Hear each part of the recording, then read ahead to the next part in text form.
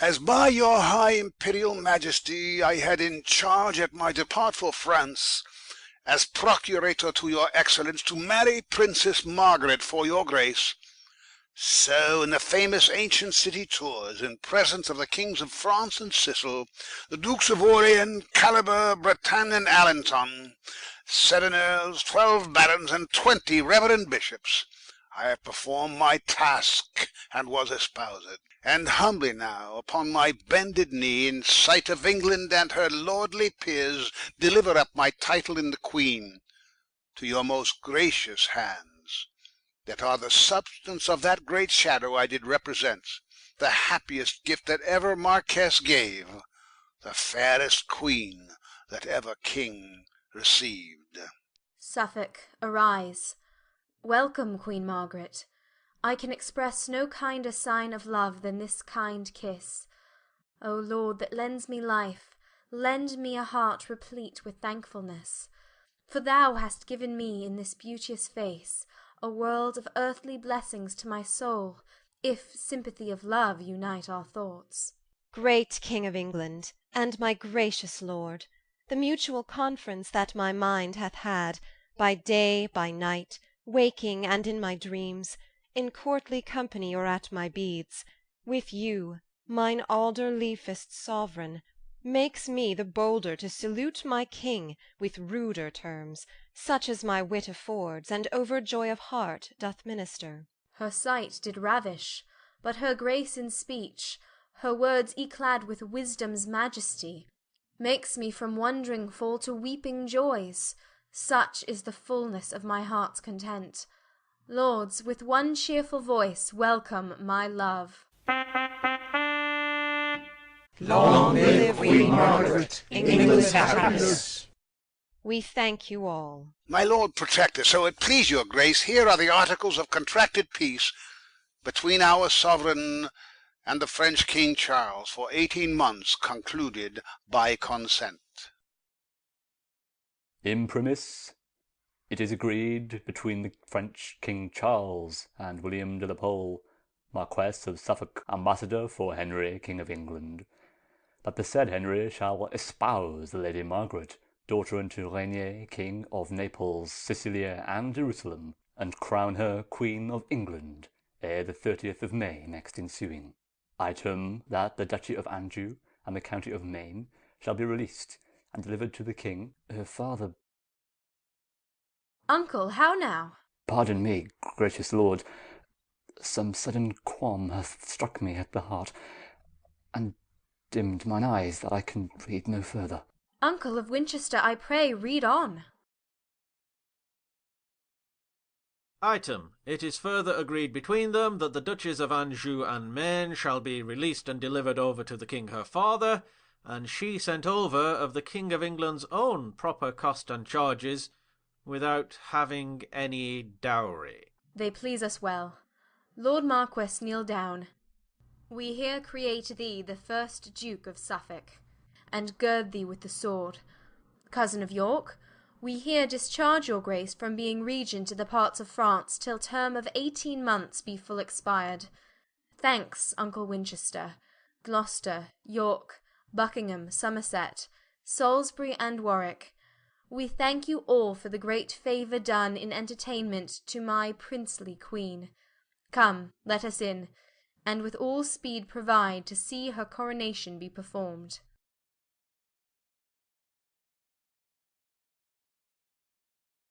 Brave peers of England, pillars of the state, to you Duke Humphrey must unload his grief, your grief, the common grief of all the land. What did my brother Henry spend his youth, his valour, coin, and people in the wars? Did he so often lodge in open field, in winter's cold and summer's parching heat, to conquer France, his true inheritance? And did my brother Bedford toil his wits to keep by policy what Henry got? Have you yourselves, Somerset, Buckingham, brave York, Salisbury, victorious Warwick, received deep scars in France and Normandy? Or hath mine uncle Beaufort and myself, with all the learned counsel of the realm, studied so long, sat in the council house early and late, debating to and fro how France and Frenchmen might be kept in awe, and had his highness in his infancy crowned in Paris in despite of foes? And shall these labours and these honours die? Shall Henry's conquest, Bedford's vigilance, your deeds of war, and all our counsel die? O peers of England, shameful is this league, fatal this marriage, cancelling your fame, blotting your names from books of memory, raising the characters of your renown, defacing monuments of conquered France, and doing all as all had never been. Nephew, what means this passionate discourse, this peroration with such circumstance? For France, 'tis ours, and we will keep it still. Ay, uncle, we will keep it, if we can. But now it is impossible we should. Suffolk, the new made duke that rules the roast, hath been given the duchy of Anjou and of Maine, and to the poor King Rainier, whose large style agrees not with the leanness of his purse. Now, by the death of him that died for all, these counties were the keys of Normandy. But wherefore weeps Warwick, my valiant son? For grief they are past recovery. For, whether hope to conquer them again, my sword should shed hot blood, mine eyes no tears. Anjou and Maine, myself did win them both. Those provinces these arms of mine did conquer, and other cities that I got with wounds delivered up again with peaceful words. Mort Dieu! For Suffolk's duke, may he be suffocate that dims the honour of this warlike isle. France should have torn and rent my very heart before I would have yielded to this league. I never read but England's kings have had large sums of gold and dowries with their wives, and our King Henry gives away his own to match with her that brings no vantages. A proper jest, and never heard before, that Suffolk should demand a whole 15th for costs and charges in transporting her. She should have stayed in France, and starved in France before. My lord of Gloucester, now ye grow too hot. It was the pleasure of my lord the king. My lord of Winchester, I know your mind. 'Tis not my speeches that you do mislike, but 'tis my presence that does trouble ye. Rancour will out, pride prelate in thy face, I see thy fury. If I longer stay, we shall begin our ancient bickerings. Lordings, farewell, and say when I am gone, I prophesied France will be lost ere long. So there goes our protector in a rage. 'Tis known to you he is mine enemy, nay, more, an enemy unto you all, and no great friend, I fear me, to the king. Consider, lords, he is the next of blood, and heir apparent to the English crown. Had Henry got an empire by his marriage, and all the wealthy kingdoms of the west, there's reason he should be displeased at it. Look to it, lords, let not his smoothing words bewitch your hearts. Be wise and circumspect.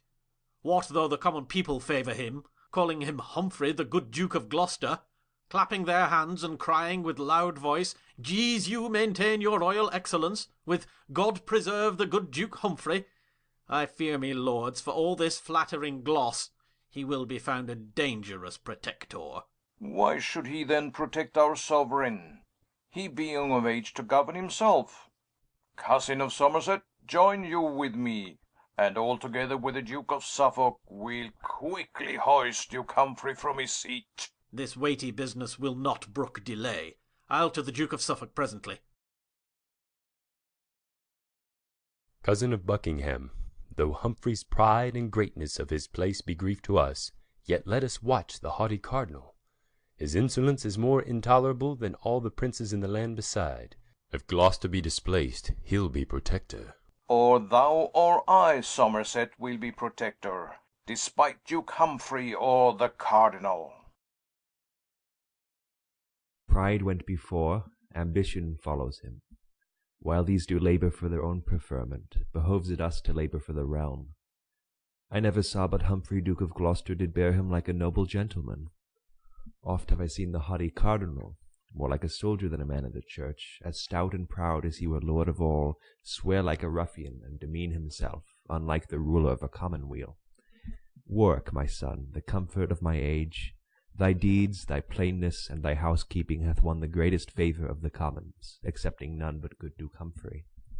And brother York, thy acts in Ireland, in bringing them to civil discipline, thy late exploits done in the heart of France when thou wert regent for our sovereign, have made thee feared and honoured of the people. Join we together for the public good in what we can to bridle and suppress the pride of Suffolk and the Cardinal, with Somerset's and Buckingham's ambition, and as we may cherish Duke Humphrey's deeds while they do tend the profit of the land. So God help Warwick, as he loves the land, and common profit of his country. And so says York, for he hath greatest cause. Then let's make haste away, and look unto the main. Unto the main! O father, Maine is lost, that Maine which by main force Warwick did win, and would have kept so long as breath did last. Main chance, father, you meant, but I meant Maine, which I will win from France, or else be slain. Anjou and Maine are given to the French. Paris is lost, the state of Normandy stands on a tickle point now they are gone. Suffolk concluded on the articles, the peers agreed, and Henry was well pleased to change two dukedoms for a duke's fair daughter.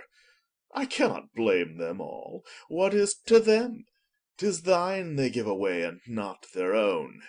Pirates may make cheap pennyworths of their pillage, and purchase friends, and give to courtesans, still revelling like lords till all be gone, while, as the silly owner of the goods, weeps over them, and wrings his hapless hands, and shakes his head, and trembling stands aloof, while all is shared and all is borne away, ready to starve, and dare not touch his own.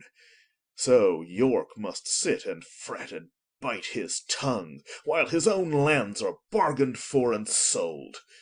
Methinks the realms of England, France, and Ireland bear that proportion to my flesh and blood, as did the fatal brand Althea burned unto the prince's heart of Caledon. Anjou and Maine both given unto the French! Cold news for me, for I had hope of France, even as I have of fertile England's soil. A day will come when York shall claim his own, and therefore I will take the Neville's parts, and make a show of love to proud Duke Humphrey, and, when I spy advantage, claim the crown, for that's the golden mark I seek to hit. Nor shall proud Lancaster usurp my right, nor hold the sceptre in his childish fist, nor wear the diadem upon his head, whose church-like humours fits not for a crown. Then, York, be still a while till time do serve. Watch thou, and wake when others be asleep, to pry into the secrets of the state, till Henry, surfeiting in joys of love, with his new bride and England's dear-bought queen, and Humphrey with the peers be fall'n at jars, then will I raise aloft the milk-white rose, with whose sweet smell the air shall be perfumed, and in my standard bear the arms of York to grapple with the house of Lancaster, and force perforce I'll make him yield the crown, whose bookish rule hath pulled fair England down. Why droops my lord like over-ripened corn, hanging the head at Ceres' plenteous load? Why doth the great Duke Humphrey knit his brows, as frowning at the favours of the world? Why are thine eyes fixed to the sullen earth, gazing on that which seems to dim thy sight? What seest thou there? King Henry's diadem, enchased with all the honours of the world? If so, gaze on, and grovel on thy face until thy head be circled with the same. Put forth thy hand, reach at the glorious gold. What? Is't too short? I'll lengthen it with mine, and having both together heaved it up, we'll both together lift our heads to heaven, and never more abase our sight so low as to vouchsafe one glance unto the ground. O Nell, sweet Nell, if thou dost love thy lord, banish the canker of ambitious thoughts, and may that thought, when I imagine ill against my king and nephew, virtuous Henry, be my last breathing in this mortal world. My troublous dream this night doth make me sad. What dreamed, my lord? Tell me, and I'll requite it with sweet rehearsal of my morning's dream. Methought this staff, mine office, badge in court, was broke in twain by whom I have forgot. But as I think, it was the Cardinal, and on the pieces of the broken wand were placed the heads of Edmund, Duke of Somerset, and William de la Pole, first Duke of Suffolk. This was my dream. What it doth bode, God knows. Tut, this was nothing but an argument, that he that breaks a stick of Gloucester's grove shall lose his head for his presumption. But list to me, my Humphrey, my sweet Duke. Methought I sat in seat of majesty in the cathedral church of Westminster, and in that chair where kings and queens are crowned, where Henry and Dame Margaret kneeled to me, and on my head did set the diadem. Nay, Eleanor, then must I chide outright. Presumptuous dame, ill-nurtured Eleanor, art thou not second woman in the realm, and the Protector's wife, beloved of him? Hast thou not worldly pleasure at command, above the reach or compass of thy thought? And wilt thou still be hammering treachery to tumble down thy husband and myself from top of honour to disgrace his feet? Away from me, let me hear no more. What, my lord, are you so choleric with Eleanor for telling but her dream? Next time I'll keep my dreams unto myself, and not be checked. Nay, be not angry, I am pleased again. My Lord Protector, 'tis his Highness' pleasure you do prepare to ride unto St. Albans, whereas the King and Queen do mean to hawk. I go. Come, Nell, thou wilt ride with us? Yes, my good lord, I'll follow presently. Follow I must. I cannot go before, while Gloucester bears this base and humble mind.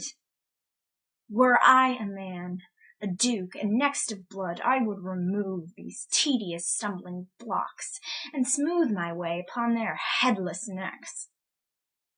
And, being a woman, I will not be slack to play my part in fortune's pageant. Where are you there? Sir John?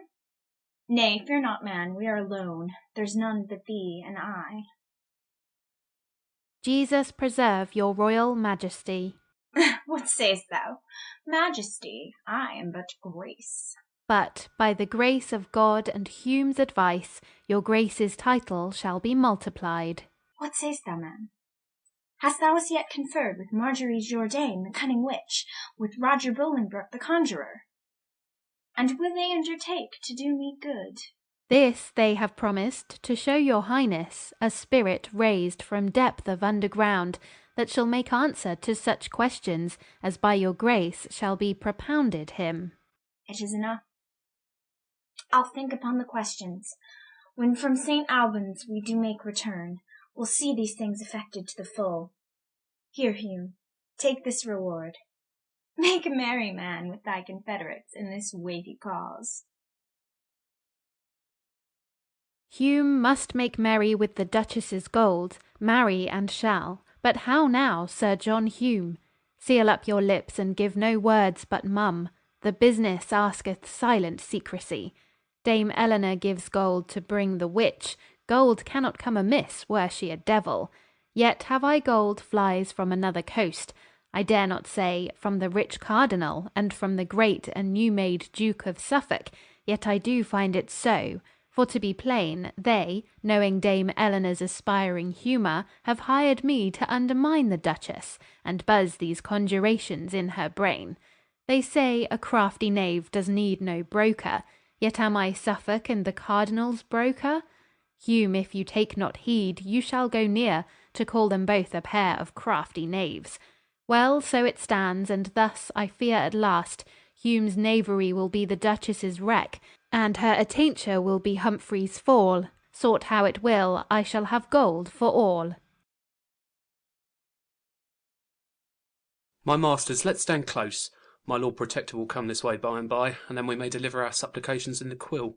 Mary, the Lord protect him, for he's a good man. Jesu bless him. Here comes, methinks, and the Queen with him. I'll be the first, sure. Come back, fool. This is the Duke of Suffolk, and not my Lord Protector. How now, fellow? Wouldst anything with me? I pray my lord pardon me. I took you for my Lord Protector. To my Lord Protector? Are your supplications to his lordship? Let me see them. What is thine? Mine isn't, please your grace, against John Goodman, my Lord Cardinal's man, for keeping my house and lands and wife and all from me. Thy wife too? That's some wrong indeed. What's yours? What's here? Against the Duke of Suffolk, for enclosing the commons of Melford. How now, sir knave? Alas, sir, I am but a poor petitioner of our whole township. Against my master, Thomas Horner, for saying that the Duke of York was rightful heir to the crown. What sayest thou? Did the Duke of York say he was rightful heir to the crown? That my master was? No, forsooth. My master said that he was, and that the king was an usurper. Who is there? Take this fellow in and send for his master with a pursuivant presently. We'll hear more of your matter before the king. And as for you, that love to be protected under the wings of our Protector's grace, begin your suits anew, and sue to him. Away, base cullions! Suffolk, let them go. Come, let's be gone. My lord of Suffolk, say, is it the guise, is this the fashion in the court of England? Is this the government of Britain's isle, and this the royalty of Albion's king? What, shall King Henry be a pupil still under the surly Gloucester's governance? Am I a queen in title and in style, and must be made a subject to a duke? I tell thee, Pole, when in the city Tour thou ranst a tilt in honour of my love, and stolest away the ladies' hearts of France, I thought King Henry had resembled thee in courage, courtship, and proportion. But all his mind is bent to holiness, to number Ave Maries on his beads. His champions are the prophets and apostles, his weapons holy saws of sacred writ. His study is his tilt-yard, and his loves are brazen images of canonized saints. I would the college of the cardinals would choose him pope, and carry him to Rome, and set the triple crown upon his head. That were a state fit for his holiness. Madam, be patient. As I was cause your highness came to England, so will I in England work your grace's full content. Beside the haughty Protector, have we Beaufort, the imperious churchman, Somerset, Buckingham, and grumbling York, and not the least of these but can do more in England than the king. And he of these that can do most of all cannot do more in England than the Nevilles. Salisbury and Warwick are no simple peers. Not all these lords do vex me half so much as that proud dame, the Lord Protector's wife. She sweeps it through the court with troops of ladies, more like an empress than Duke Humphrey's wife. Strangers in court do take her for the queen. She bears a duke's revenues on her back, and in her heart she scorns our poverty. Shall I not live to be avenged on her? Contemptuous, base-born callet as she is, she vaunted mongst her minions t'other day, the very train of her worst-wearing gown was better worth than all my father's lands, till Suffolk gave 2 dukedoms for his daughter. Madam, myself have limed the brush for her, and placed a choir of such enticing birds that she will light to listen to the lays, and never mount to trouble you again. So let her rest. And, madam, list to me, for I am bold to counsel you in this. Although we fancy not the Cardinal, yet must we join with him, and with the lords, till we have brought Duke Humphrey in disgrace. As for the Duke of York, this late complaint will make but little for his benefit. So one by one we'll weed them all at last, and you yourself shall steer the happy helm.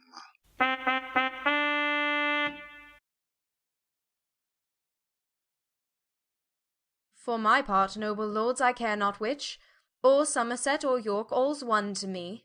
If York have ill demeaned himself in France, then let him be denied the regentship. If Somerset be unworthy of the place, let York be regent. I will yield to him.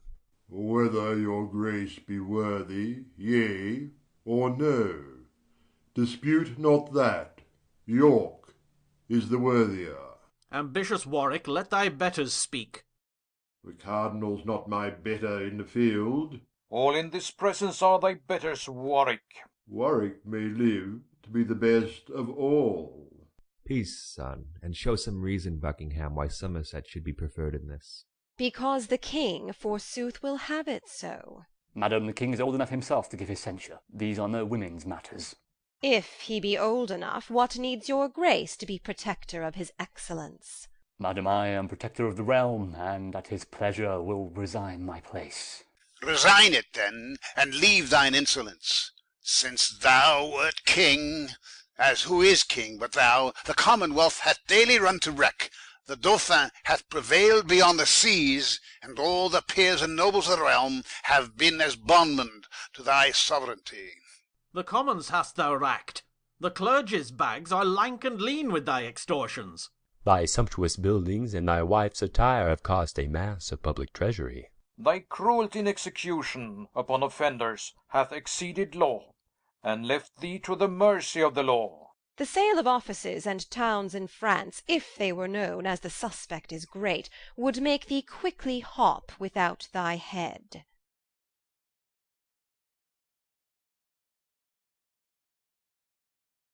Give me my fan. What, minion? Can ye not? Oh, I cry you mercy, madam. Was it you? Was't I? Yea, I it was, proud Frenchwoman. Could I come near your beauty with my nails, I'd set my 10 commandments in your face. Sweet aunt, be quiet. 'Twas against her will. Against her will! Good king, look to it in time. She'll hamper thee, and dandle thee like a baby.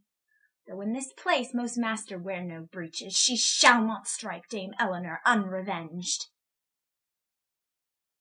Lord Cardinal, I will follow Eleanor, and listen after Humphrey how he proceeds. She's tickled now, her fume needs no spurs. She'll gallop far enough to her destruction. Now, lords, my choler being overblown, with walking once about the quadrangle, I come to talk of commonwealth affairs. As for your spiteful false objections, prove them, and I lie open to the law. But God in mercy still deal with my soul, as I in duty love my king and country. But to the matter that we have in hand, I say, my sovereign, York is meetest man to be your regent in the realm of France. Before we make election, give me leave to show some reason of no little force that York is most unmeet of any man. I'll tell thee, Suffolk, why I am unmeet. First, for I cannot flatter thee in pride. Next, if I be appointed for the place, my lord of Somerset will keep me here without discharge, money, or furniture, till France be won into the Dauphin's hands. Last time I danced attendance on his will, till Paris was besieged, famished, and lost. That can I witness, and a fouler fact did never traitor in the land commit. Peace, headstrong Warwick. Image of pride, why should I hold my peace? Because here is a man accused of treason. Pray God the Duke of York excuse himself. Doth any one accuse York for a traitor? What mean'st thou, Suffolk? Tell me, what are these? Please it your majesty, this is the man that doth accuse his master of high treason. His words were these, that Richard, Duke of York, was rightful heir unto the English crown, and that your majesty was a usurper. Say, man, were these thy words? And shall please your majesty, I never said nor thought any such matter.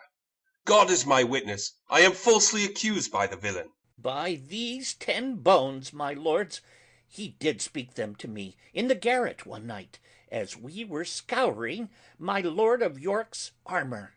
Base dunghill villain and mechanical, I'll have thy head for this thy traitor's speech. I do beseech your royal majesty, let him have all the rigour of the law. Alas, my lord, hang me if I ever spake the words. My accuser is my prentice. and when I did correct him for his fault the other day, he did vow upon his knees he would be even with me. I have good witness of this. Therefore I beseech your majesty, do not cast away an honest man for a villain's accusation. Uncle, what shall we say to this in law? This doom, my lord, if I may judge. Let Somerset be regent over the French, because in York this breeds suspicion, and let these have a day appointed them for single combat, in convenient place. For he hath witness of his servant's malice. This is the law, and this Duke Humphrey's doom. I humbly thank your royal majesty. And I accept the combat willingly. Alas, my lord, I cannot fight. For God's sake, pity my case. The spite of man prevaileth against me. O Lord, have mercy upon me. I shall never be able to fight a blow. O Lord, my heart. Sirrah, or you must fight, or else be hanged. Away with them to prison, and the day of combat shall be the last of the next month. Come, Somerset, we'll see thee sent away.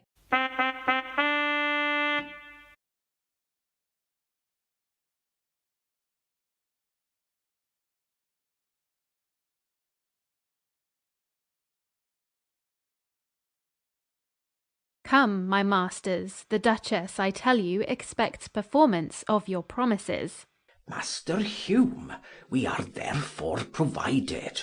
Will her ladyship behold and hear our exorcisms? Ay, what else? Fear you not her courage. I have heard her reported to be a woman of an invincible spirit. But it shall be convenient, Master Hume, that you be by her aloft, while we be busy below, and so I pray you go in God's name, and leave us.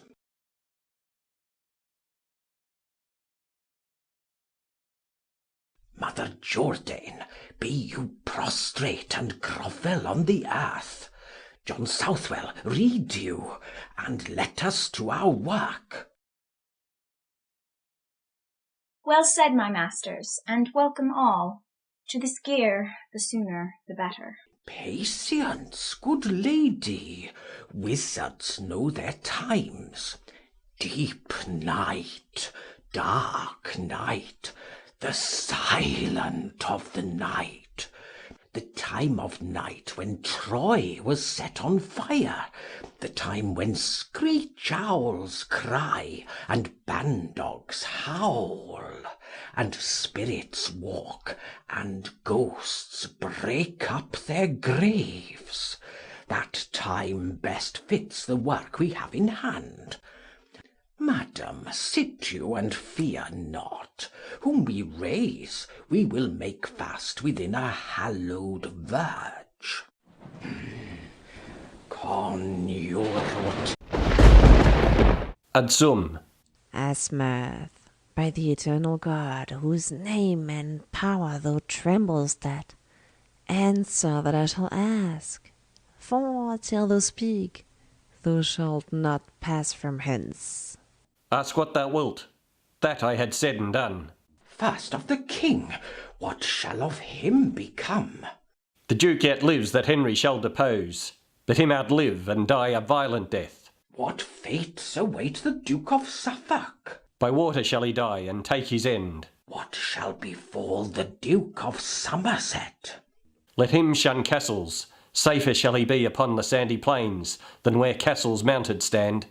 Have done, for more I hardly can endure. Descend to darkness and the burning lake. False fiend, avoid.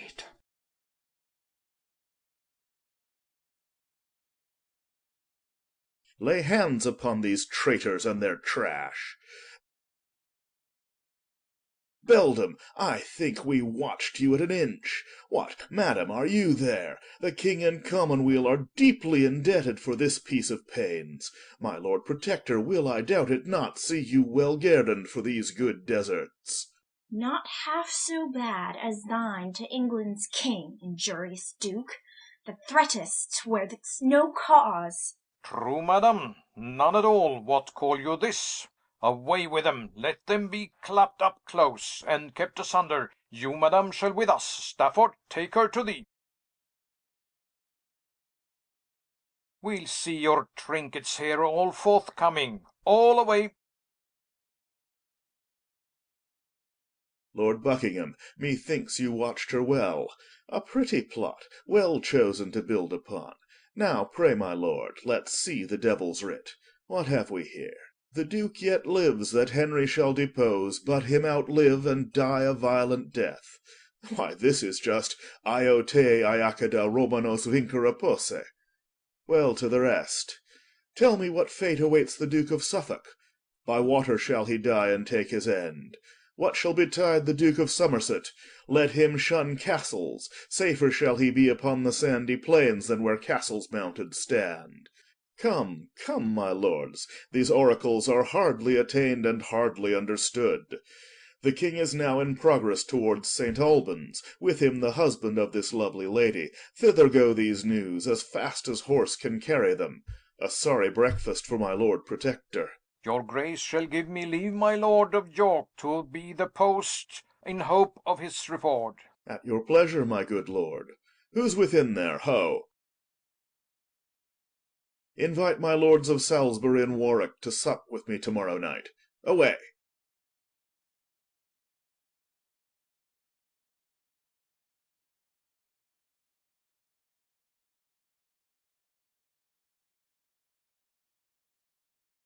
Believe me, lords, for flying at the brook, I saw not better sport these 7 years' day.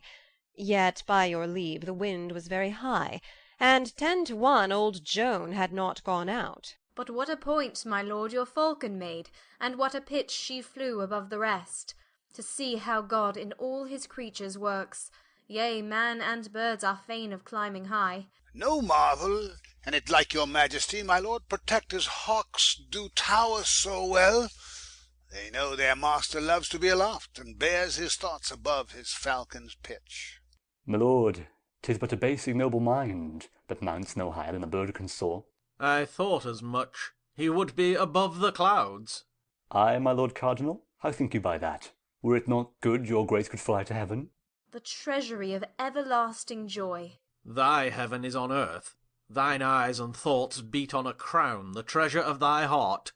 Pernicious protector, dangerous peer, that smooths it so with king and commonweal. What, Cardinal, is your priesthood grown peremptory? Tantene animis coestibus aere? Churchman so hot? Good uncle, hide such malice. With such holiness, can you do it? No malice, sir, no more than well becomes so good a quarrel and so bad of peer. As who, my lord? Why, as you, my lord, and like your lordly lord protectorship. Why, Suffolk, England knows thine insolence. And thy ambition, Gloucester. I prithee peace, good queen, and wet not on these furious peers, for blessed are the peacemakers on earth. Let me be blessed for the peace I make against this proud protector with my sword. Faith, holy uncle, would 'twere come to that. Marry, when thou darest. Make up no factious numbers for the matter, in thine own person. Answer thy abuse. Ay, where thou darest not peep, and if thou darest, this evening, on the east side of the grove. How now, my lords? Believe me, cousin Gloucester, had not your man put up the fowl so suddenly, we had had more sport. Come with thy two-hand sword. True, uncle. Are ye advised? The east side of the grove? Cardinal, I am with you. Why, how now, Uncle Gloucester? Talking of hawking, nothing else, my lord. Now, by God's mother priest, I'll shave your crown for this, or all my fence shall fail. Medici te ipsum. Protector, see to it well. Protect yourself. The winds grow high. So do your stomachs, lords. How irksome is this music to my heart. When such strings jar, what hope of harmony? I pray, my lords, let me compound this strife. A miracle! A miracle! What means this noise? Fellow, what miracle dost thou proclaim? A miracle! A miracle! Come to the king and tell him what miracle. Forsooth, a blind man at St. Alban's shrine, within this half hour, hath received his sight. A man that ne'er saw in his life before. Now God be praised, that to believing souls gives light in darkness, comfort in despair. Here comes the townsman on procession to present your highness with the man. Great is his comfort in this earthly vale, although by sight his sin be multiplied. Stand by, my masters. Bring him near the king. His Highness's pleasure is to talk with him. Good fellow, tell us here the circumstance, that we for thee may glorify the Lord. What, hast thou been long blind, and now restored? Born blind, and please your grace. Ay, indeed was he. What woman is this? His wife, and like your worship. Hadst thou been his mother, thou couldst have better told. Where wert thou born? At Berwick in the north, and like your grace.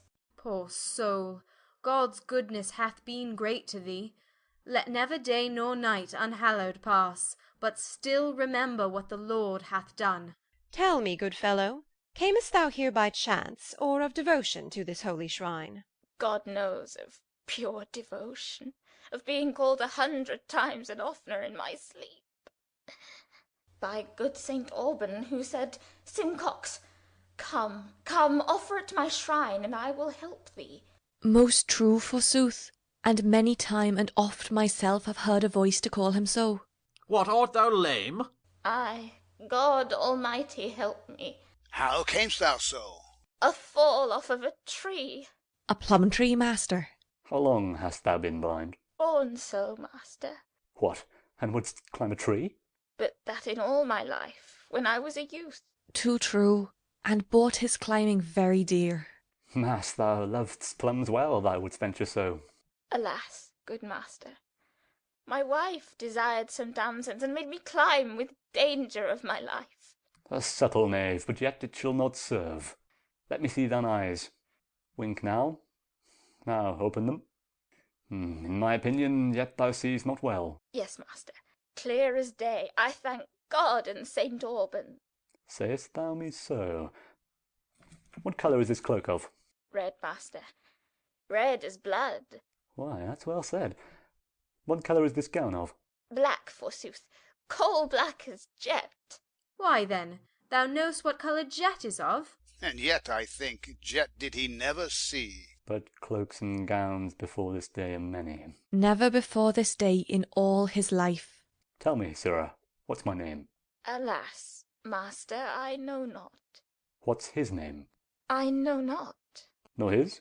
No, indeed, master. What's thine own name?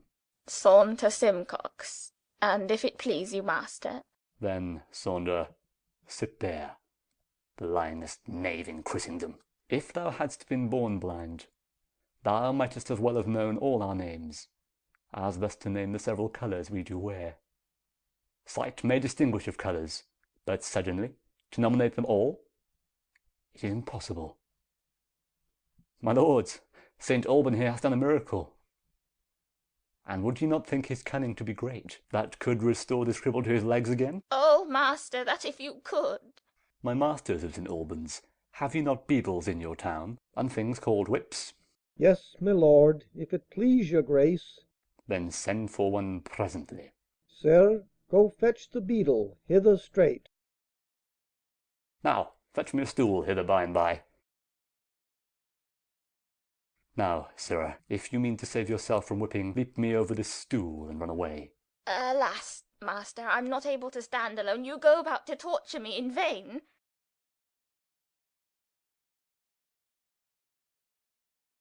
Well, sir, we must have you find your legs. Sirrah Beadle, whip him till he leap over that same stool.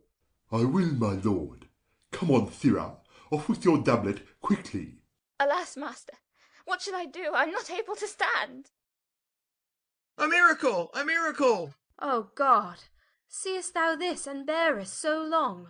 It made me laugh to see the villain run. Follow the knave, and take this drab away. Alas, sir, we did it for pure need. Let them be whipped through every market town till they come to Berwick, from whence they came. Duke Humphrey has done a miracle today. True, made the lame to leap and fly away. But you have done more miracles than I. You made in a day, my lord, whole towns to fly. What tidings with our cousin Buckingham? Such as my heart doth tremble tenfold. A sort of naughty persons, lewdly bent, under the countenance and confederacy of Lady Eleanor, the Protector's wife, the ringleader and head of all this rout, have practised dangerously against your state, dealing with witches and with conjurers, whom we have apprehended in the fact, raising up wicked spirits from underground, demanding of King Henry's life and death, and other of your Highness's privy council, as more at large your grace shall understand. And so, my Lord Protector, by this means your lady is forthcoming yet at London. This news, I think, hath turned your weapon's edge. 'Tis like, my lord, you will not keep your hour. Ambitious churchman, leave to afflict my heart. Sorrow and grief have vanquished all my powers, and, vanquished as I am, I yield to thee, or to the meanest groom. O God, what mischiefs work the wicked ones, heaping confusion on their own heads thereby! Gloucester, see here the tainture of thy nest, and look thyself be faultless thou wert best. Madam, for myself to heaven I do appeal, how I have loved my king and commonweal, and for my wife I know not how it stands. Sorry I am to hear what I have heard. Noble she is, but if she have forgot honour and virtue, and conversed with such as, like to pitch, defile nobility, I banish her my bed and company, and give her as a prey to law and shame, that have dishonoured Gloucester's honest name. Well, for this night we will repose us here, to-morrow toward London back again, to look into this business thoroughly, and call these foul offenders to their answers, and poise the cause in justice equal scales, whose beam stands sure, whose rightful cause prevails.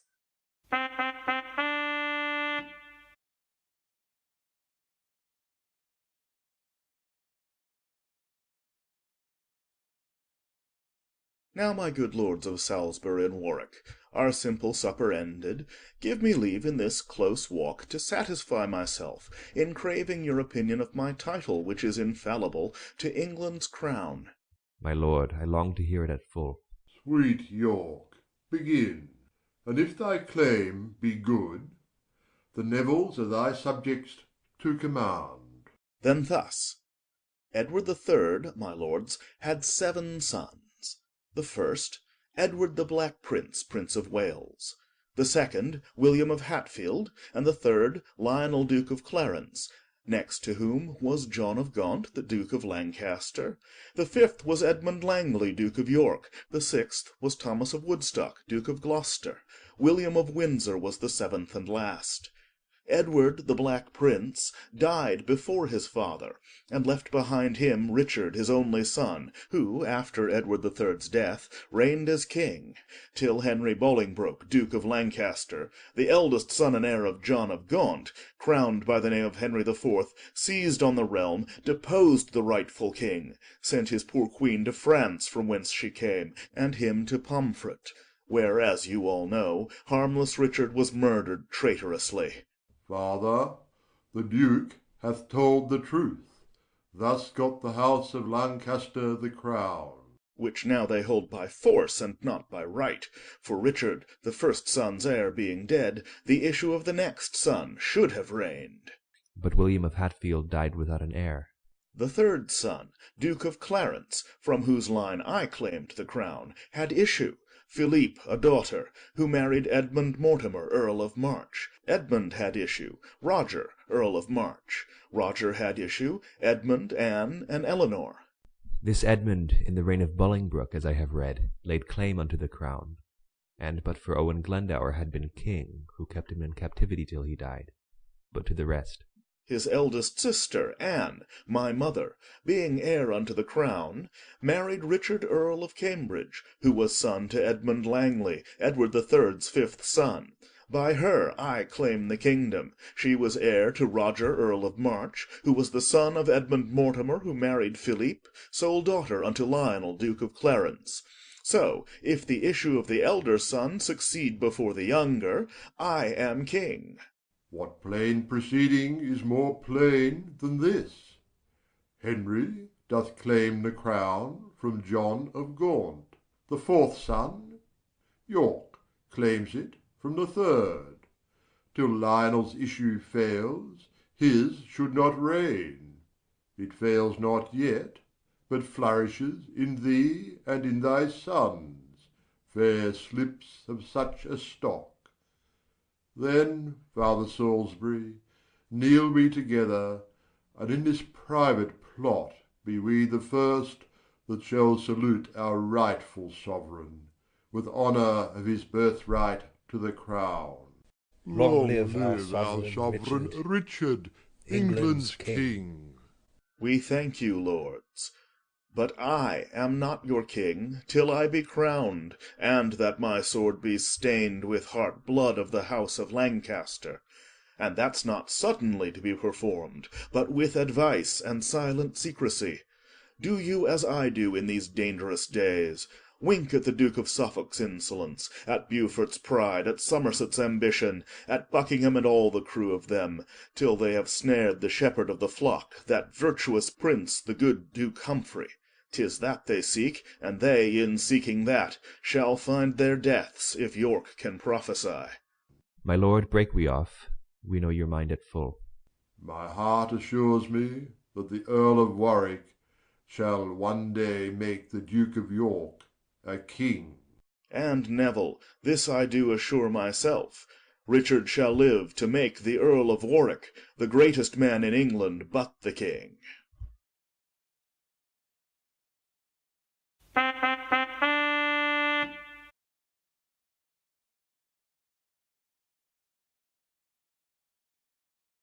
Stand forth, Dame Eleanor Cobham, Gloucester's wife. In sight of God and us your guilt is great. Receive the sentence of the law for sins such as by God's book are adjudged to death. You four, from hence to prison back again, from thence unto the place of execution. The witch in Smithfield shall be burned to ashes, and you three shall be strangled on the gallows. You, madam, for you are more nobly born, despoiled of your honour in your life, shall, after 3 days open penance done, live in your country here in banishment, with Sir John Stanley in the Isle of Man.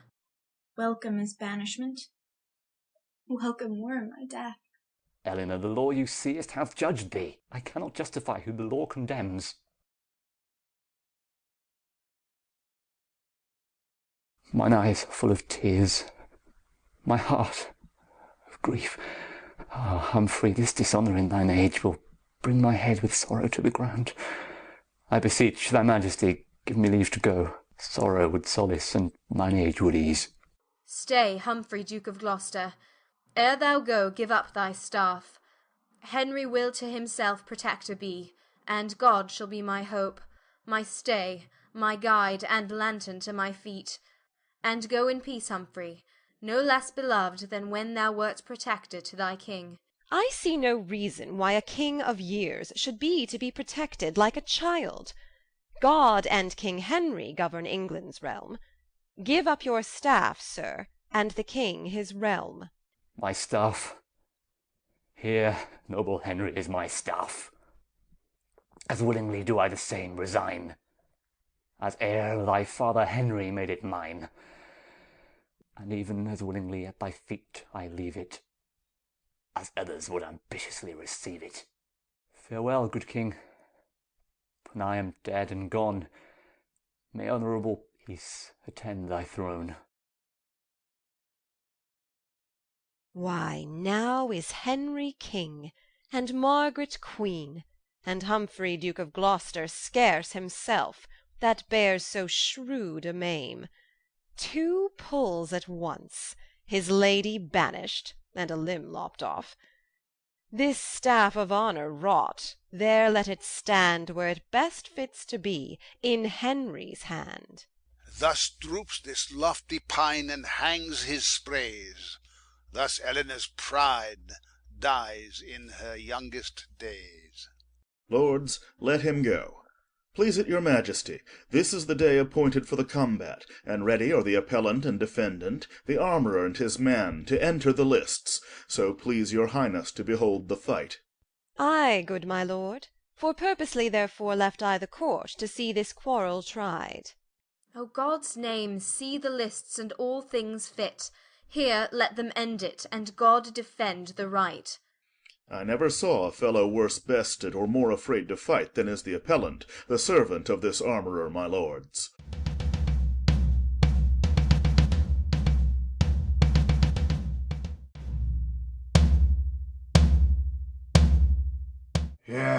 neighbour Horner, I drink to you in a cup of sack.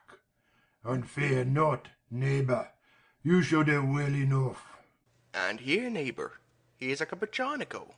And here's a paw, good double beer, neighbour. Drink and fear not your man. Let it come out, faith, and I pledge you all, and a fig for Peter. Here, Peter, I drink to thee, and be not afraid. Be merry, Peter, and fear not thy master. Fight for credit of the prentices. I thank you all. Drink, and pray for me, I pray you, for I think I have taken my last draught in this world. Here, Robin, and if I die, I give thee my apron, and Will, thou shalt have my hammer.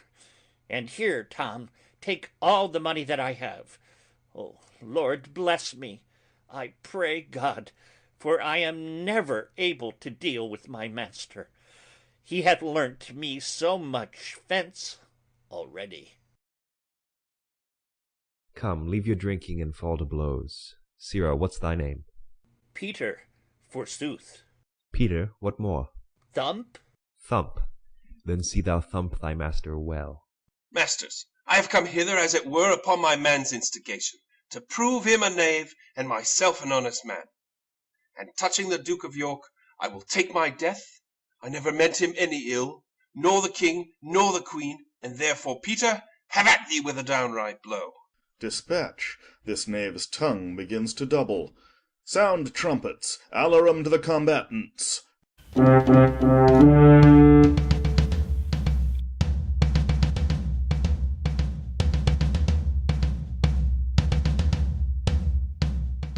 Hold, Peter, hold! I confess treason. Take away his weapon. Fellow, thank God, and the good wine in thy master's way. Oh, God, have I overcome mine enemy in this presence?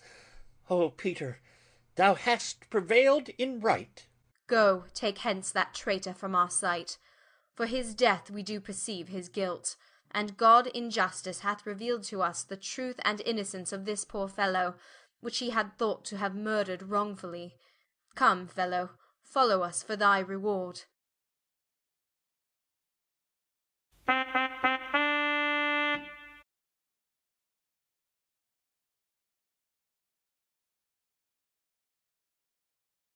Thus sometimes hath the brightest day a cloud, and after summer evermore succeeds barren winter, with his wrathful nipping cold. So cares and joys abound, as seasons fleet. Sirs, what's o'clock? 10, my lord. 10 is the hour that was appointed me to watch the coming of my punished Duchess. Beneath may she endure the flinty streets, to tread them with her tender feeling feet. Sweet Nell, ill can thy noble mind brook the abject people gazing on thy face with envious looks, laughing at thy shame, that erst did follow thy proud chariot wheels, and now didst ride in triumph through the streets. But soft, I think she comes, and I will prepare my tear-stained eyes to see her miseries.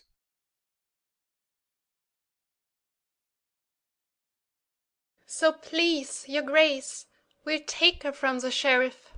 No, stir not for your lives. Let her pass by. Come you, my lord, to see my open shame.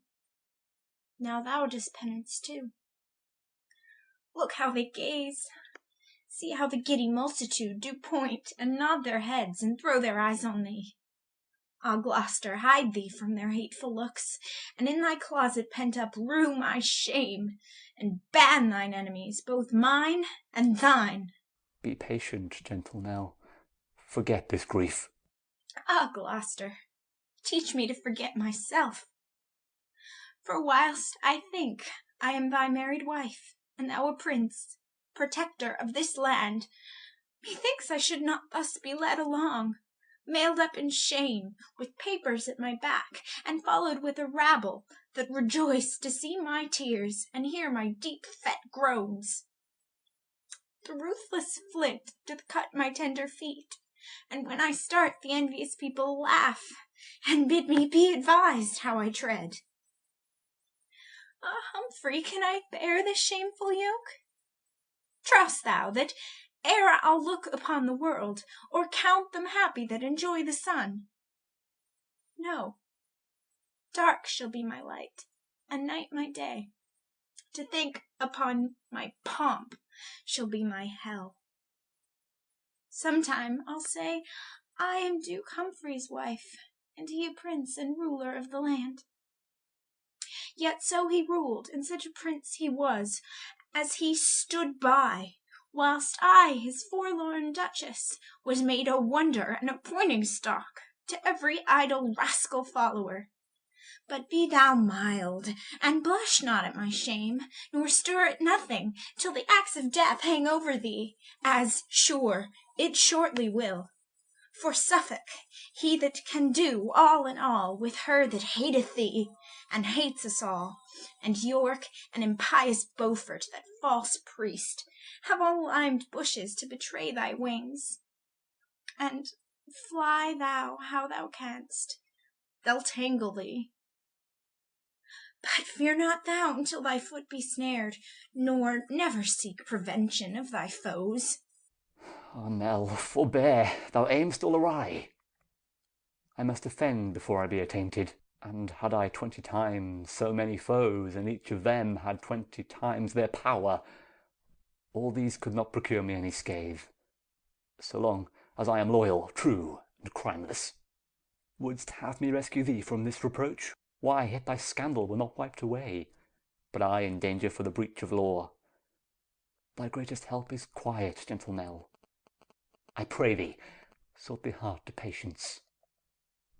These few days' wonder will be quickly worn. I summon your grace to his majesty's parliament, holden at Bury, the 1st of this next month. And my consent ne'er asked hereinbefore? This is close dealing. Well, I will be there. My Nell, I take my leave. And Master Sheriff, let not her penance exceed the king's commission. And please your grace, here my commission stays, and Sir John Stanley is appointed now to take her with him to the Isle of Man. Must you, Sir John, protect my lady here? So am I given in charge, may it please your grace. Entreat her not the worse, in that I pray you use her well. The world may laugh again, and I may live to do you kindness if you do it her. And so, Sir John, farewell. What? Gone, my lord, and bid me not farewell? Witness my tears. I cannot stay to speak. Art thou gone too? All comfort go with thee, for none abides with me. My joy is death, death at whose name I oft have been afeard, because I wished this world's eternity. Stanley, I prithee go, and take me hence. I care not whither, for I beg no favour, only convey me where thou art commanded. Why, madam, that is to the Isle of Man, there to be used according to your state. That's bad enough, for I am but reproach. And shall I then be used reproachfully? Like to a Duchess and Duke Humphrey's lady. According to that state you shall be used. Sheriff, farewell, and better than I fare, although thou hast been the conduct of my shame. It is my office, and madam, pardon me. Ay, farewell. Thy office is discharged. Come, Stanley, shall we go? Madam, your penance done, throw off this sheet, and go we to attire you for our journey. My shame will not be shifted with my sheet. No, it will hang upon my richest robes, and show itself, attire me how I can. Go, lead the way. I long to see my prison.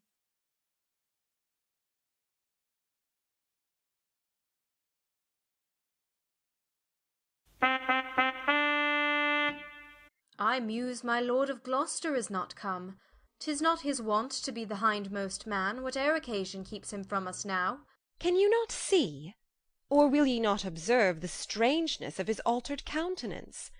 With what a majesty he bears himself, how insolent of late he is become, how proud, how peremptory, and unlike himself. We know the time since he was mild and affable, and if we did but glance a far-off look, immediately he was upon his knee, that all the court admired him for submission. But meet him now, and be it in the morn, when every one will give the time of day, he knits his brow, and shows an angry eye, and passeth by with stiff unbowed knee, disdaining duty that to us belongs. Small curs are not regarded when they grin, but great men tremble when the lion roars, and Humphrey is no little man in England. First note that he is near you in descent, and should you fall, he as the next will mount. Meseemeth then it is no policy, respecting what a rancorous mind he bears, and his advantage following your decease, that he should come about your royal person, or be admitted to your highness' council. By flattery hath he won the commons' hearts, and when he please to make commotion, 'tis to be feared they all will follow him. Now 'tis the spring, and weeds are shallow-rooted. Suffer them now, and they'll o'ergrow the garden, and choke the herbs for want of husbandry. The reverent care I bear unto my lord made me collect these dangers in the Duke. If it be fond, call it a woman's fear, which fear, if better reasons can supplant, I will subscribe and say I wronged the Duke. My Lord of Suffolk, Buckingham, and York, reprove my allegation if you can, or else conclude my words effectual. Well hath your highness seen into this duke, and had I first been put to speak my mind, I think I should have told your grace's tale. The Duchess, by his subordination upon my life, began her devilish practices. Or if he were not privy to those faults, yet by reputing of his high descent, as next the king he was successive heir, and such high vaunts of his nobility, did instigate the bedlam brain-sick Duchess by wicked means to frame our sovereign's fall. Smooth runs the water where the brook is deep, and in his simple show he harbours treason. The fox barks not when he would steal the lamb. No, no, my sovereign, Gloucester is a man unsounded yet, and full of deep deceit. Did he not, contrary to form of law, devise strange deaths for small offences done? And did he not, in his protectorship, levy great sums of money through the realm for soldiers' pay in France, and never sent it, by means whereof the towns each day revolted? Tut, these are petty faults to faults unknown, which time will bring to light in smooth, Duke Humphrey. My lords, at once. The care you have of us to mow down thorns that would annoy our foot is worthy praise. But shall I speak my conscience? Our kinsman Gloucester is as innocent from meaning treason to our royal person, as is the sucking lamb or harmless dove. The Duke is virtuous, mild, and too well given to dream on evil, or to work my downfall. Ah, what's more dangerous than this fond affiance? Seems he a dove? His feathers are but borrowed, for he's disposed as the hateful raven. Is he a lamb? His skin is surely lent him, for he's inclined as is the ravenous wolf. Who cannot steal a shape that means deceit? Take heed, my lord, the welfare of us all hangs on the cutting short that fraudful man. All health unto my gracious sovereign. Welcome, Lord Somerset. What news from France? That all your interest in those territories is utterly bereft you. All is lost. Cold news, Lord Somerset, but God's will be done. Cold news for me, for I had hope of France, as firmly as I hope for fertile England. Thus are my blossoms blasted in the bud, and caterpillars eat my leaves away. But I will remedy this gear ere long, or sell my title for a glorious grave. All happiness unto my lord the king. Pardon, my liege, that I have stayed so long. Nay, Gloucester, know that thou art come too soon, unless thou wert more loyal than thou art. I do arrest thee of high treason here. Well, Suffolk, thou shalt not see me blush, nor change my countenance for this arrest. A heart unspotted is not easily daunted. The purest spring is not so free from mud as I am clear from treason to my sovereign. Who can accuse me? Wherein am I guilty? 'Tis thought, my lord, that you took bribes of France, and, being protector, stayed the soldiers' pay, by means whereof his highness hath lost France. Is it but thought so? What are they that think it? I never robbed the soldiers of their pay, nor ever had one penny bribe from France. So help me God, as I have watched the night, aye, night by night, in studying good for England, that do it I e'er wrested from the king, or any groat I hoarded to my use be brought against me at my trial day. No, many a pound of mine own private store, because I would not tax the needy commons, have I dispersed to the garrisons, but never asked for restitution. It serves you well, my lord, to say so much. I say no more than truth, so help me God. In your protectorship you did devise strange tortures for offenders never heard of, that England was defamed by tyranny. Why, 'tis well known that whilst I was protector, pity was all the fault that was in me. For I should melt at an offender's tears, and lowly words were ransom for their fault. Unless it were a bloody murderer, or foul felonious thief that fleeced poor passengers, I never gave them condign punishment. Murder indeed, that bloody sin, I tortured above the felony. What trespass else? My lord, these faults are easy, quickly answered, but mightier crimes are laid unto your charge, whereof you cannot easily purge yourself. I do arrest you in his highness' name, and here commit you to my lord Cardinal, to keep until your further time of trial. My lord of Gloucester, 'tis my special hope that you will clear yourself from all suspect. My conscience tells me you are innocent. Ah, gracious lord, these days are dangerous. Virtue is choked with foul ambition, and charity chased hence by a rancor's hand. Foul subornation is predominant, and equity exiled your highness's land. I know their complot is to have my life, and if my death might make this island happy, and prove the period of their tyranny, I would spend it with all willingness. But mine is made the prologue to their play, for thousands more that yet suspect no peril will not conclude their plotted tragedy. Beaufort's red, sparkling eyes blab his heart's malice, and Suffolk's cloudy brow his stormy hate. Sharp Buckingham unburdened with his tongue the envious load that lies upon his heart, and dogged York that reaches at the moon, whose overweening arm I have plucked back by false accused, doth level at my life. And you, my sovereign lady, with the rest, causeless, have laid disgraces on my head, and with your best endeavour have stirred up my liefest liege to be mine enemy. Ay, all you have laid your heads together. Myself had notice of your conventicles, and all to make away my guiltless life. I shall not want false witness to condemn me, nor store of treasons to augment my guilt. The ancient proverb will be well affected. A staff is quickly found to beat a dog. My liege, his railing is intolerable. If those that care to keep your royal person from treason's secret knife and traitor's rage be thus upbraided, chid, and rated at, and the offender granted scope of speech, 'twill make them cool in zeal unto your grace. Hath he not twit our sovereign lady here with ignominious words, though clerkly couched, as if she had suborned some to swear false allegations to o'erthrow his state? But I can give the loser leave to chide. Far truer spoke than meant. I lose indeed. Beshrew the winners, for they played me false.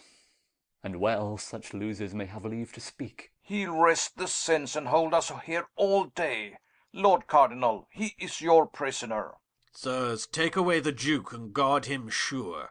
Ah, thus King Henry throws away his crutch before his legs be firm to bear his body. Thus is the shepherd beaten from thy side, and wolves are gnarling who shall gnaw thee first. Ah, that my fear were false!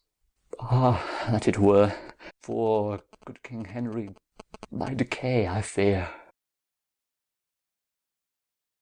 My lords, what to your wisdoms seemeth best, do or undo, as if ourself were here.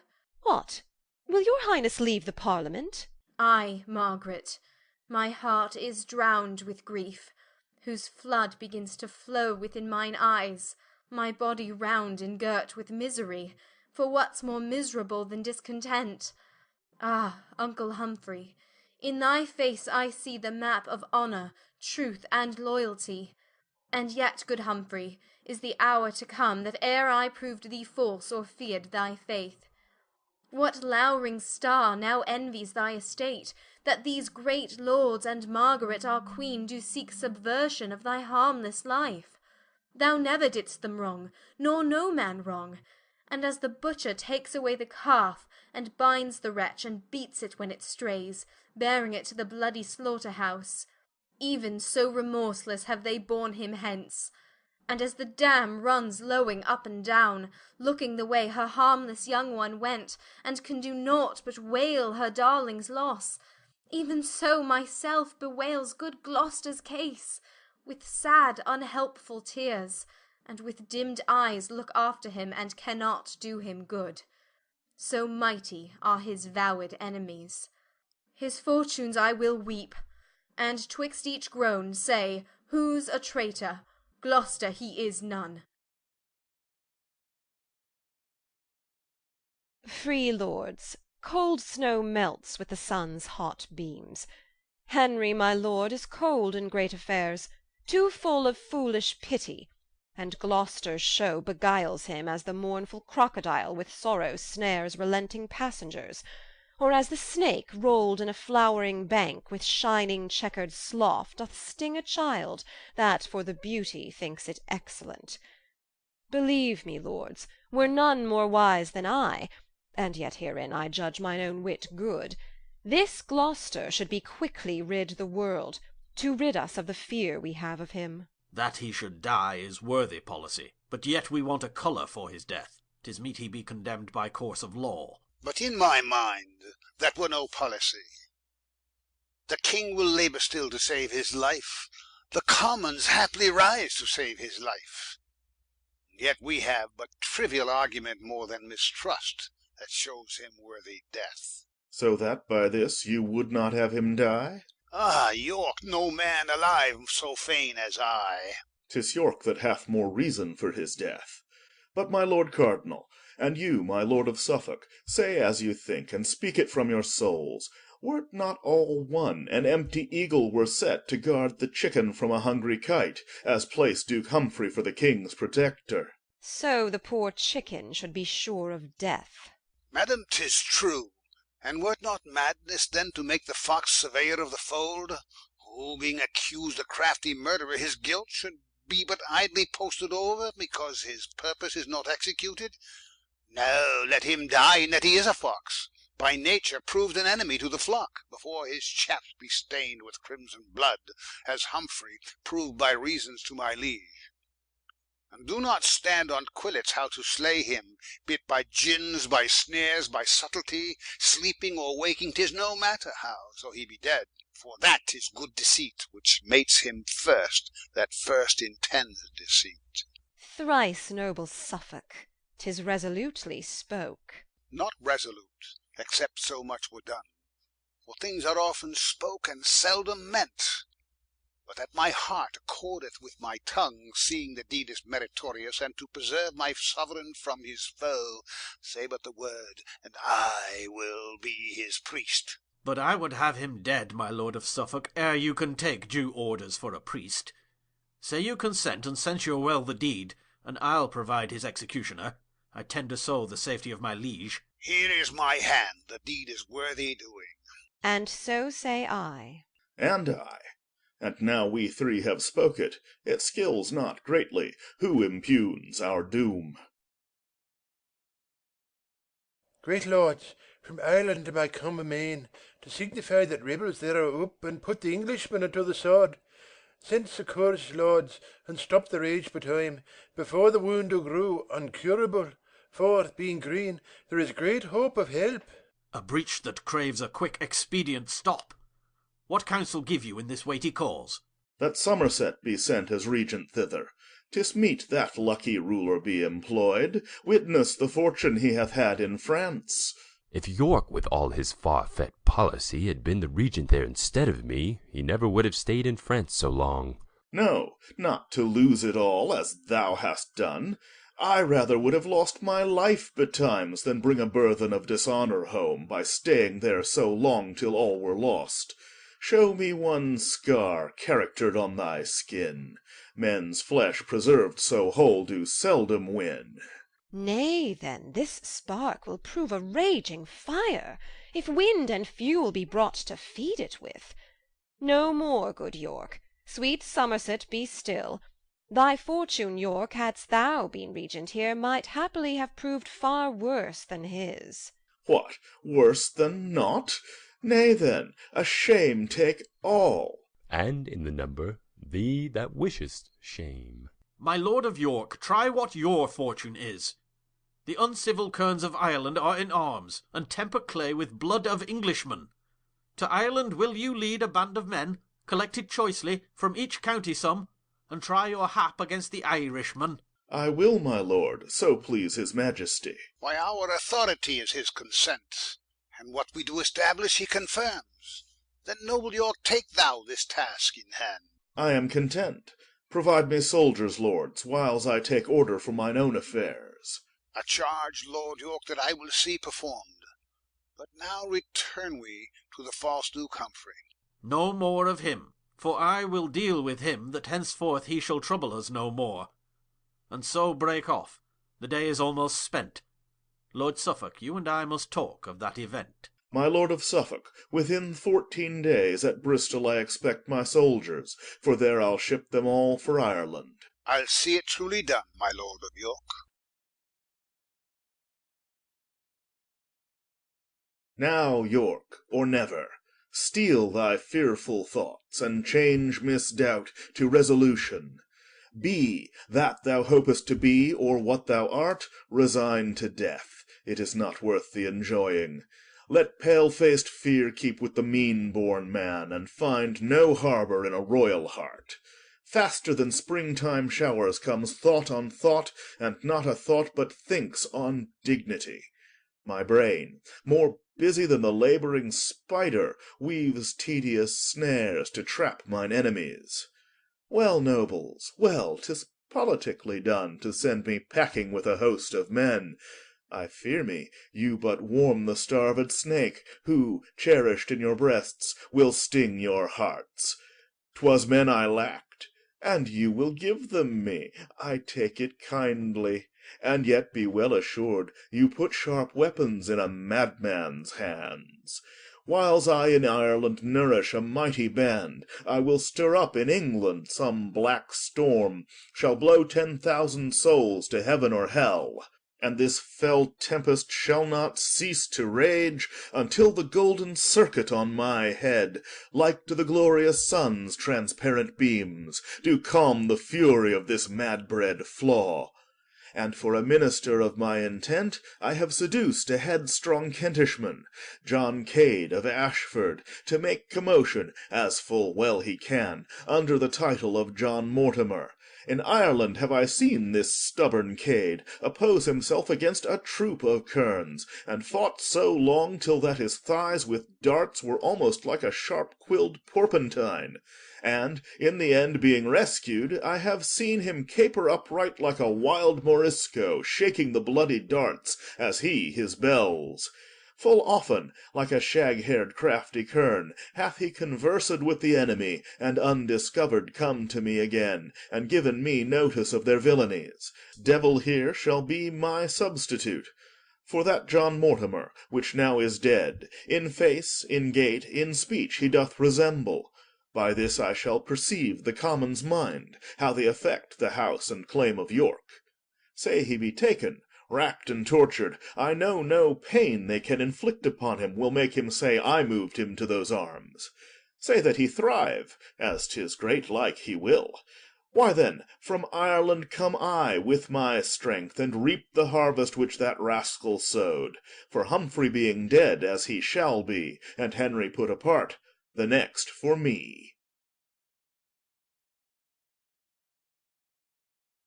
Run to my lord of Suffolk, let him know we have dispatched the Duke as he commanded. Oh, that it were to do! What have we done? Didst ever hear a man so penitent? Here comes my lord. Now, sirs, have you dispatched this thing? Ay, my good lord, he's dead. Well, that's well said. Go get you to my house. I will reward you for this venturous deed. The king and all the peers are here at hand. Have you laid fair the bed? Is all things well according as I gave directions? 'Tis my good lord. Away, be gone.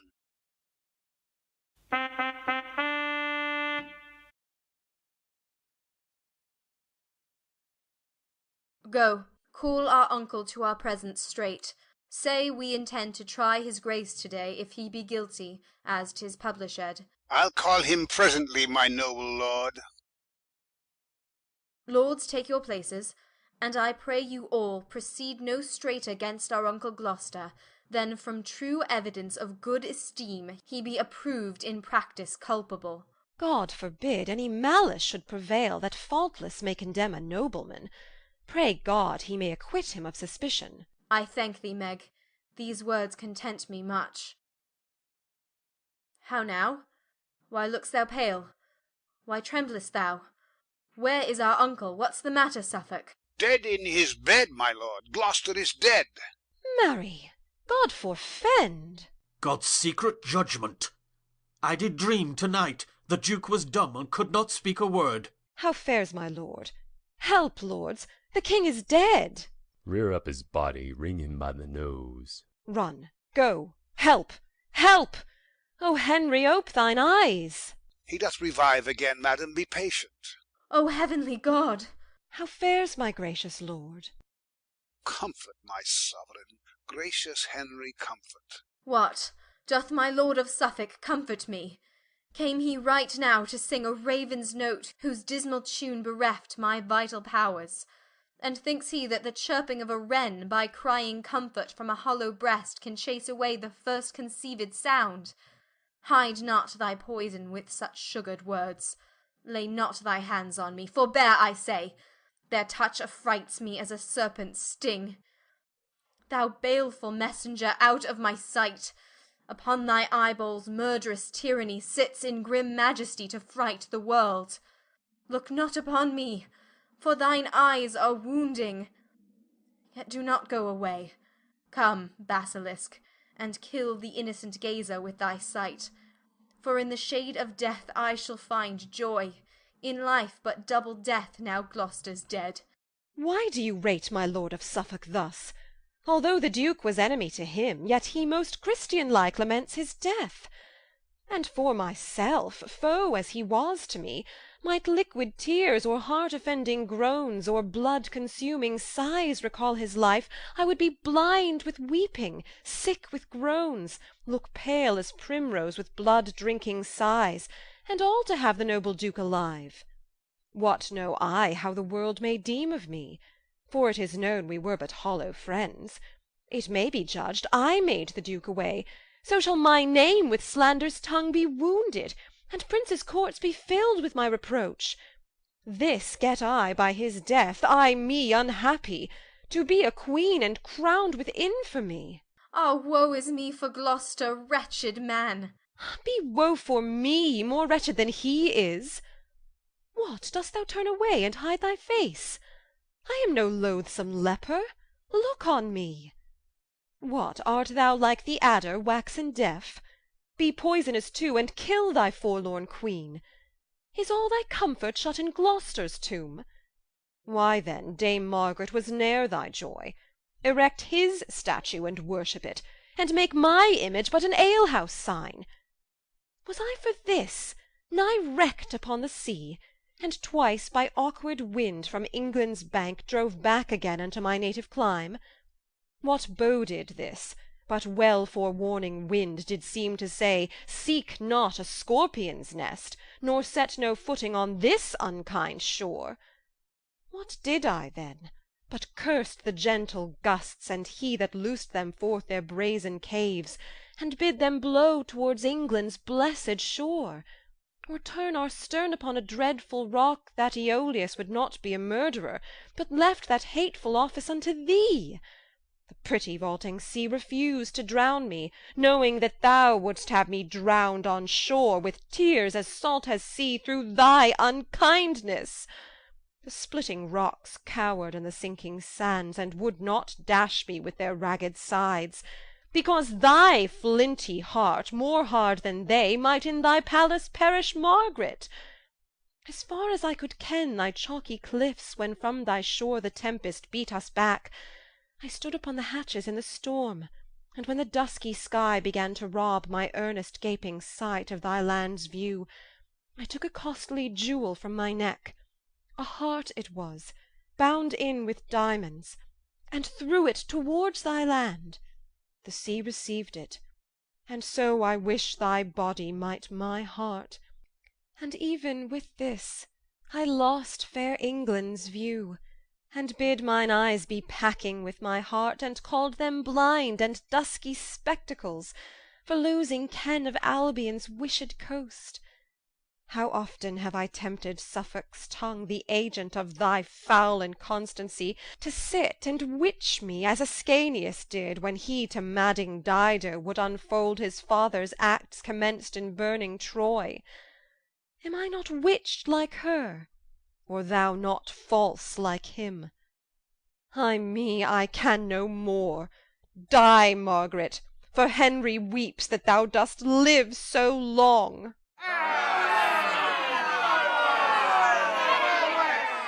It is reported, mighty sovereign, that good Duke Humphrey traitorously is murdered by Suffolk and the Cardinal Beaufort's mean.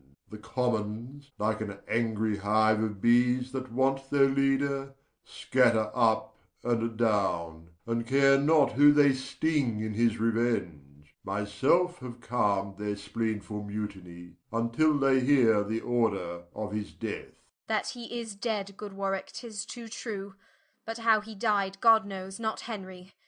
Enter his chamber, view his breathless corpse, and comment then upon his sudden death. That shall I do, my liege. Stay, Salisbury, with the rude multitude till I return. O thou that judgest all things, stay my thoughts that labour to persuade my soul some violent hands were laid on Humphrey's life. If my suspect be false, forgive me, God, for judgment only doth belong to thee. Fain would I go to chafe his paly lips with 20,000 kisses, and to drain upon his face an ocean of salt tears, to tell my love unto his dumb deaf trunk, and with my fingers feel his hand unfeeling. But all in vain are these mean obsequies, and to survey his dead and earthly image, what were it but to make my sorrow greater? Come hither, gracious sovereign, view this body. That is to see how deep my grave is made, for with his soul fled all my worldly solace, for seeing him I see my life in death. As surely as my soul intends to live with that dread king that took our state upon him, to free us from his father's wrathful curse, I do believe that violent hands were laid upon the life of this thrice famed duke. A dreadful oath sworn with a solemn tongue. What instance gives Lord Warwick for his vow? See how the blood is settled in his face. Oft have I seen a timely parted ghost, of ashy semblance, meagre, pale and bloodless, being all descended to the labouring heart, who, in the conflict that it holds with death, attracts the same for aidance gainst the enemy, which with the heart there cools, and ne'er returneth to blush and beautify the cheek again. But see, his face is black and full of blood, his eyeballs further out than when he lived, staring full ghastly like a strangled man, his hair upreared, his nostrils stretched with struggling, his hands abroad displayed, as one that grasped and tugged for life, and was by strength subdued. Look, on the sheets his hair, you see, is sticking, his well-proportioned beard made rough and rugged, like to the summer's corn by tempest lodged. It cannot be but he was murdered here. The least of all these signs were probable. Why, Warwick, who should do the Duke to death? Myself and Beaufort had him in protection, and we, I hope, sir, are no murderers. But both of you were vowed Duke Humphrey's foes, and you, forsooth, had the good Duke to keep. 'Tis like you would not feast him like a friend, and 'tis well seen he found an enemy. Then you, belike, suspect these noblemen as guilty of Duke Humphrey's timeless death. Who finds the heifer dead and bleeding fresh, and sees fast by a butcher with an axe, but will suspect 'twas he that made the slaughter? Who finds the partridge in the puttock's nest, but may imagine how the bird was dead, although the kite soar with unbloodied beak? Even so suspicious is this tragedy. Are you the butcher, Suffolk? Where's your knife? Is Beaufort termed a kite? Where are his talons? I wear no knife to slaughter sleeping men, but here's a vengeful sword, rusted with ease, that shall be scoured in his rancorous heart that slanders me with murder's crimson badge. Say, if thou darest, proud lord of Warwickshire, that I am faulty in Duke Humphrey's death. What dares not Warwick, if false Suffolk dare him? He dares not calm his contumelious spirit, nor cease to be an arrogant controller, though Suffolk dare him 20,000 times. Madam, be still. With reverence may I say, for every word you speak in his behalf is slander to your royal dignity. Blunt-witted lord, ignoble in demeanour, if ever lady wronged her lord so much, thy mother took unto her blameful bed some stern untutored churl, and noble stock was graft with crab-tree slip, whose fruit thou art, and never of the Neville's noble race. But that the guilt of murder bucklers thee, and I should rob the deathsman of his fee, quitting thee thereby of 10,000 shames, and that my sovereign's presence makes me mild, I would, false murderous coward, on thy knee make thee beg pardon for thy passed speech, and say it was thy mother that thou meanest, that thou thyself was born in bastardy, and after all this fearful homage done, give thee thy hire, and send thy soul to hell, pernicious blood-sucker of sleeping men. Thou shalt be waking while I shed thy blood, if from this presence thou darest go with me. Away even now, or I will drag thee hence. Unworthy though thou art, I'll cope with thee, and do some service to Duke Humphrey's ghost. What stronger breastplate than a heart untainted? Thrice is he armed that hath his quarrel just, and he but naked, though locked up in steel, whose conscience with injustice is corrupted. What noise is this? Why, how now, lords? Your wrathful weapons drawn here in our presence? Dare you be so bold? Why, what tumultuous clamour have we here? The traitorous Warwick, with the men of Bury, set all upon me, mighty sovereign. Sirs, stand apart. The king shall know your mind. Dread lord, the commons send you word by me, unless Lord Suffolk straight be done to death, or banished fair England's territories, they will by violence tear him from your palace, and torture him with grievous lingering death. They say by him the good Duke Humphrey died. They say in him they fear your highness' death, and mere instinct of love and loyalty, free from a stubborn opposite intent as being thought to contradict your liking, makes them thus forward in his banishment. They say, in care of your most royal person, that if your highness should intend to sleep, and charge that no man should disturb your rest in pain of your dislike or pain of death, yet notwithstanding such a strait edict, were there a serpent seen, with forked tongue that slyly glided towards your majesty, it were but necessary you awaked, lest being suffered in that harmful slumber, the mortal worm might make the sleep eternal. and therefore do they cry, though you forbid, that they will guard you, whether you will or no, from such fell serpents as false Suffolk is, with whose envenomed and fatal sting your loving uncle, 20 times his worth, they say, is shamefully bereft of life.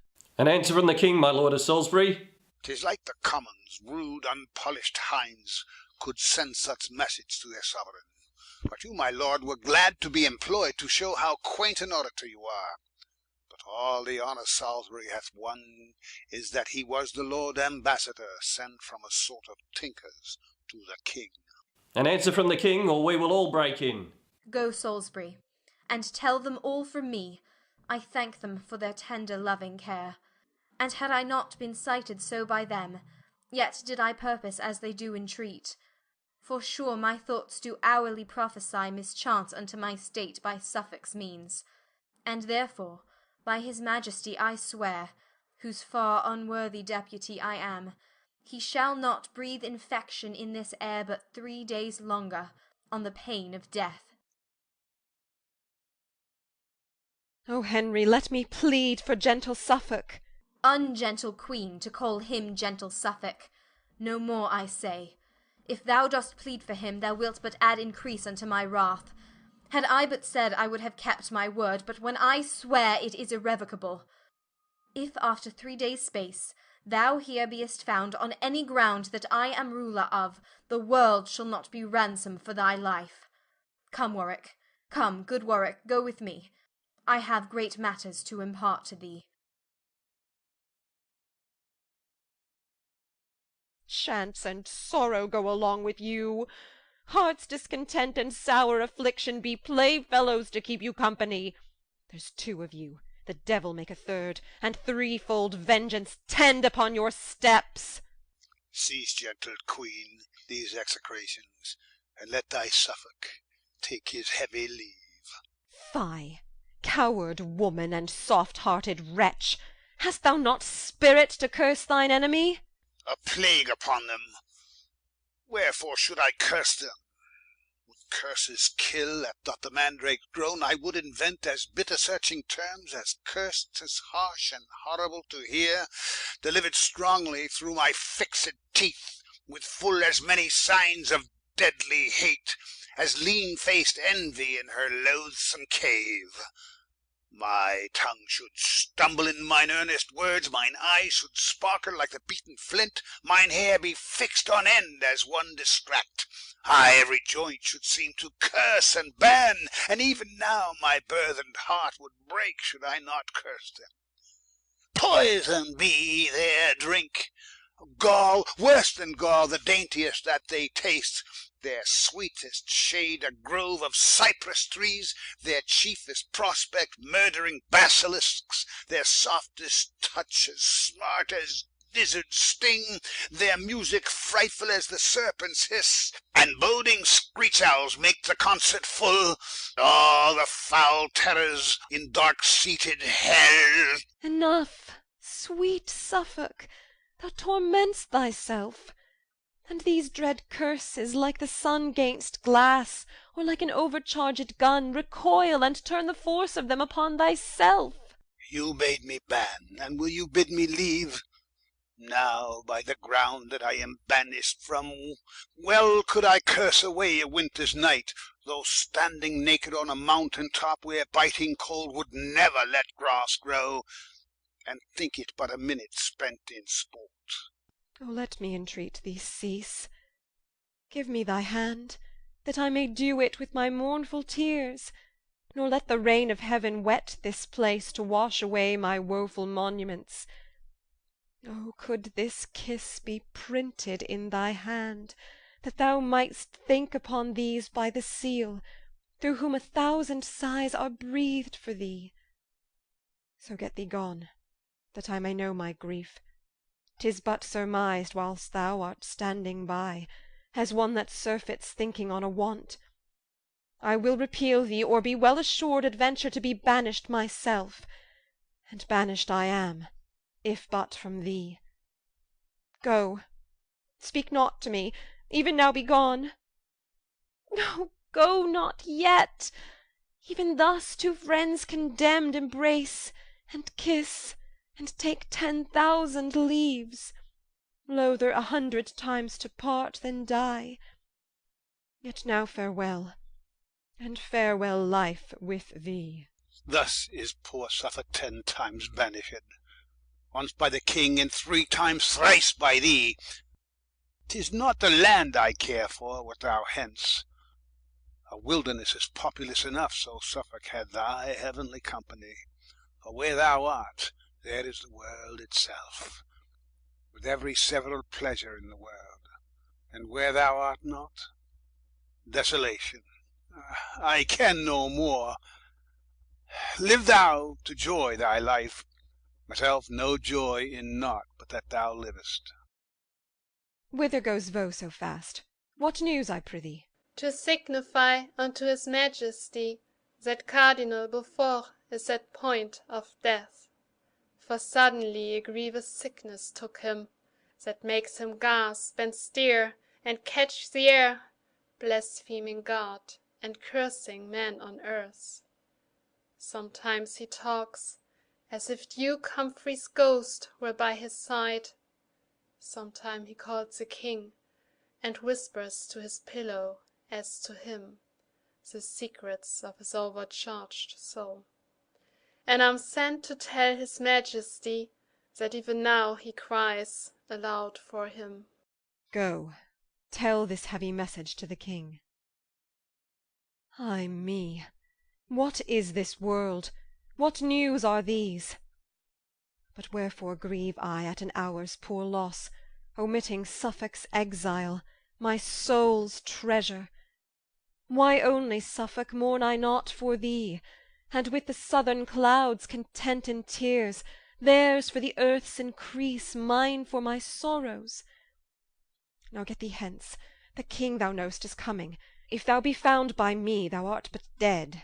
If I depart from thee, I cannot live, and in thy sight to die, what were it else but like a pleasant slumber in thy lap? Here could I breathe my soul into the air, as mild and gentle as the cradle babe, dying with mother's dug between its lips. Where from thy sight I should be raging mad, and cry out for thee to close up mine eyes, to have thee with thy lips to stop my mouth.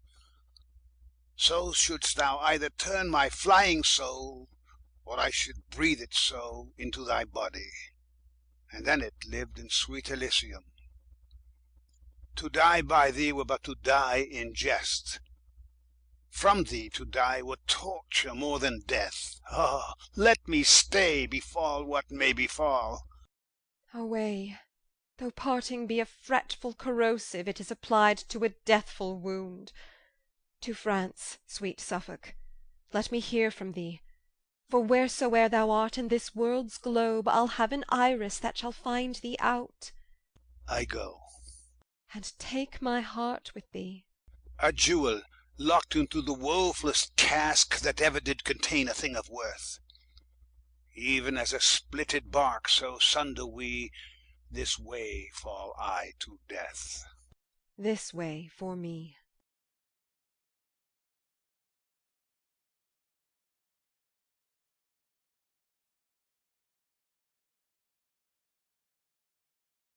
How fares my lord? Speak, Beaufort, to thy sovereign. If thou beest death, I'll give thee England's treasure, enough to purchase such another island, so thou wilt let me live, and feel no pain. Ah, what a sign it is of evil life, where death's approach is seen so terrible. Beaufort, it is thy sovereign speaks to thee. Bring me unto my trial when you will. Died he not in his bed? Where should he die? Can I make men live, whether they will or no? Oh, torture me no more. I will confess. Alive again? Then show me where he is. I'll give £1,000 to look upon him. He hath no eyes. The dust hath blinded them. Comb down his hair. Look, look, it stands upright, like lime twigs set to catch my winged soul. Give me some drink, and bid the apothecary bring the strong poison that I bought of him. O thou eternal mover of the heavens, look with a gentle eye upon this wretch. O beat away the busy meddling fiend that lays strong siege unto this wretches soul, and from his bosom purge this black despair. See how the pangs of death do make him grin. Disturb him not, let him pass peaceably. Peace to his soul, if God's good pleasure be. Lord Cardinal, if thou think'st on heaven's bliss, hold up thy hand, make signal of thy hope. He dies, and makes no sign. O God, forgive him. So bad a death argues a monstrous life. Forbear to judge, for we are sinners all. Close up his eyes, and draw the curtain close, and let us all to meditation.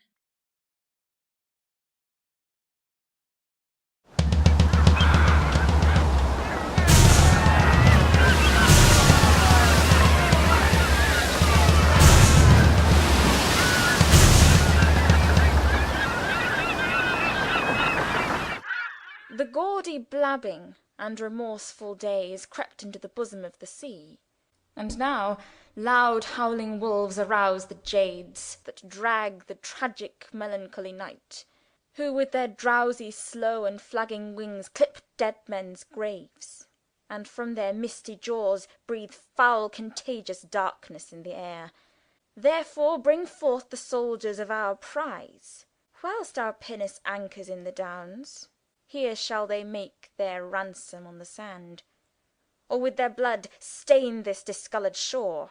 Master, this prisoner freely give I thee, and thou that art his mate, make boot of this.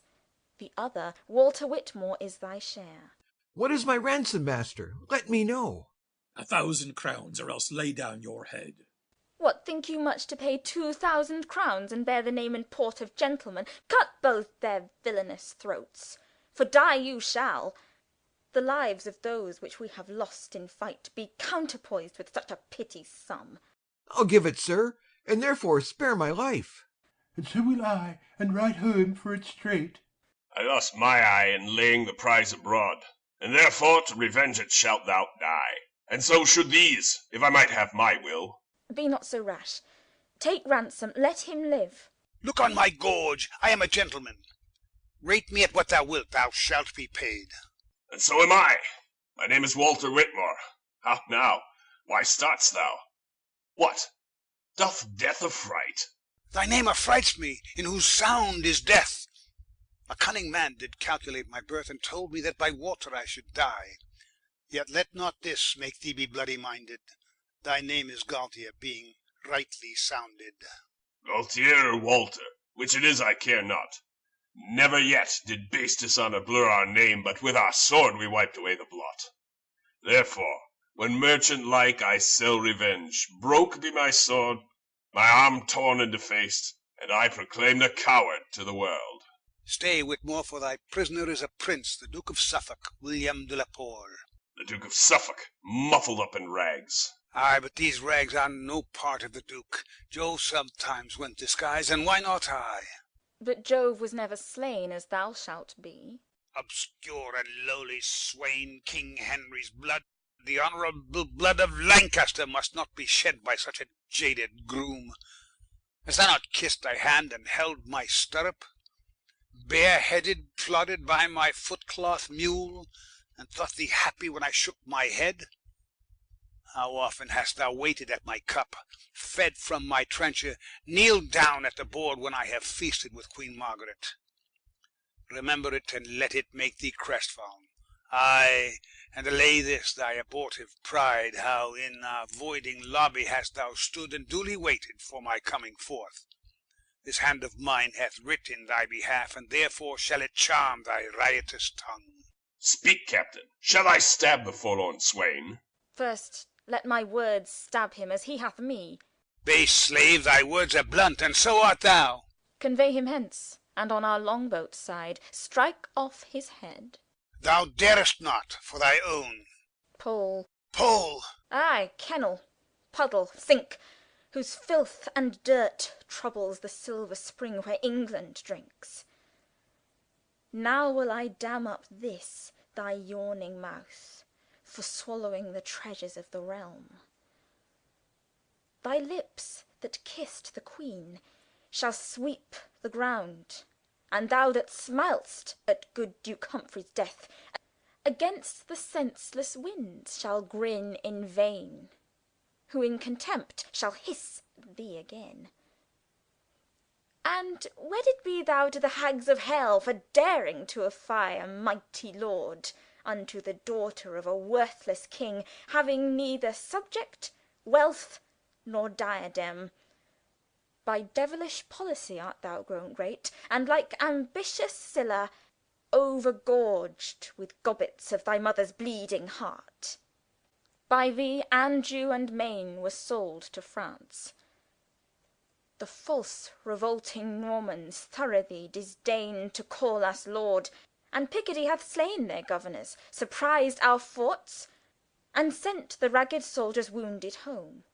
The princely Warwick and the Nevilles all, whose dreadful swords were never drawn in vain, as hating thee, are rising up in arms. And now the house of York, thrust from the crown by shameful murder of a guiltless king, and lofty proud encroaching tyranny, burns with revenging fire, whose hopeful colours advance our half-faced sun, striving to shine under the which is writ Invitus Nubibus. The commons here in Kent are up in arms, and, to conclude, reproach and beggary is crept into the palace of our king. And all by thee, away, convey him hence. Oh, that I were a god to shoot forth thunder upon these paltry, servile, abject drudges! Small things make base men proud. This villain here, being captain of a pinnace, threatens more than Bargalus, the strong Illyrian pirate. Drones suck not eagle's blood, but rob beehives. It is impossible that I should die by such a lowly vassal as thyself. Thy words move rage and not remorse in me. I go of message from the Queen to France. I charge thee waft me safely across the Channel. Walter. Come, Suffolk, I must waft thee to thy death. Gelidus timor occupat artus. It is thee I fear. Thou shalt have cause to fear before I leave thee. What? Are ye daunted now? Now will ye stoop? My gracious lord, entreat him, speak him fair. Suffolk's imperial tongue is stern and rough, used to command, untaught to plead for favour. Far be it we should honour such as these with humble suit, nor rather let my head stoop to the block, than these knees bow to any save to the God of heaven and to my king, and sooner dance upon a bloody pole than stand uncovered to the vulgar groom. True nobility is exempt from fear. More can I bear than you dare execute. Hale him away, and let him talk no more. Come, soldiers, show what cruelty ye can, that this my death may never be forgot. Great men oft die by vile Bezonians. A Roman sorter and bandito slave murdered sweet Tully. Brutus' bastard hand stabbed Julius Caesar. Savage islanders Pompey the Great. And Suffolk dies by pirates. And as for these, whose ransom we have set, it is our pleasure one of them to depart. Therefore come you with us, and let him go.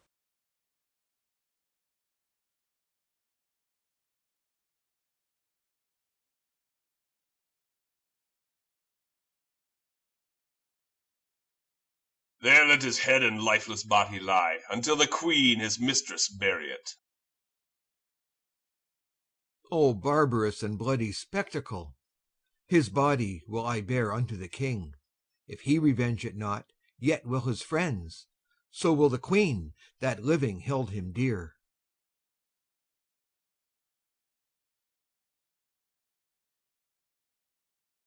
Come and get thee a sword, though made of a lath. They have been up these 2 days. They have the more need to sleep now, then.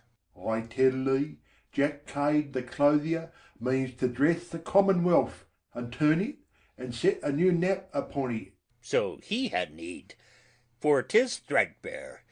Well, I say, it was never merry world in England since gentlemen came up. O miserable age!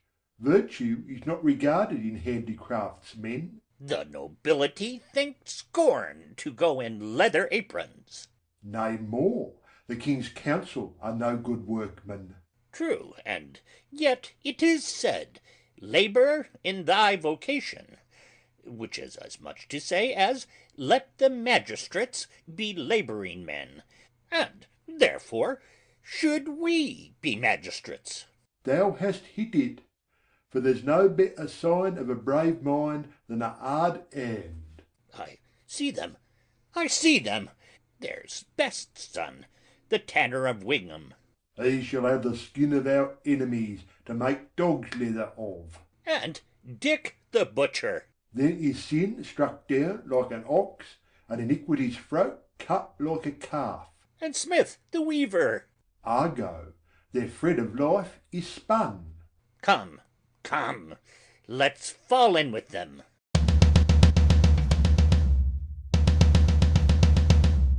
We, John Cade, so termed of our supposed father, rather of stealing a cade of herrings.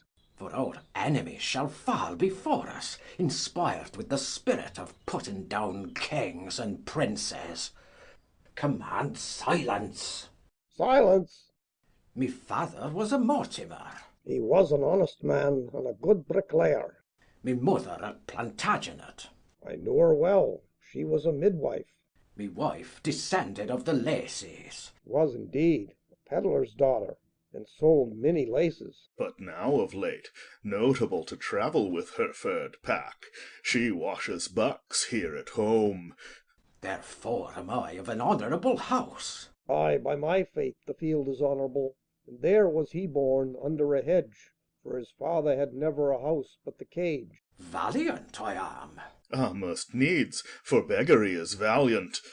I am able to endure much. No question of that, for I have seen him whip 3 market days together. I fear neither sword nor fire. He need not fear the sword, for his coat is of proof. But methinks he should stand in fear of fire, being burnt i' the hand for stealing of sheep. Be brave, then, for your captain is brave, and vows reformation. There shall be in England 7 halfpenny loaves sold for a penny. The 3-hooped pot shall have 10 hoops, and I will make it felony to drink small beer. All the realm shall be in common, and in Cheapside shall my palfrey go to grass, and when I am king, as king I will be. God save your majesty.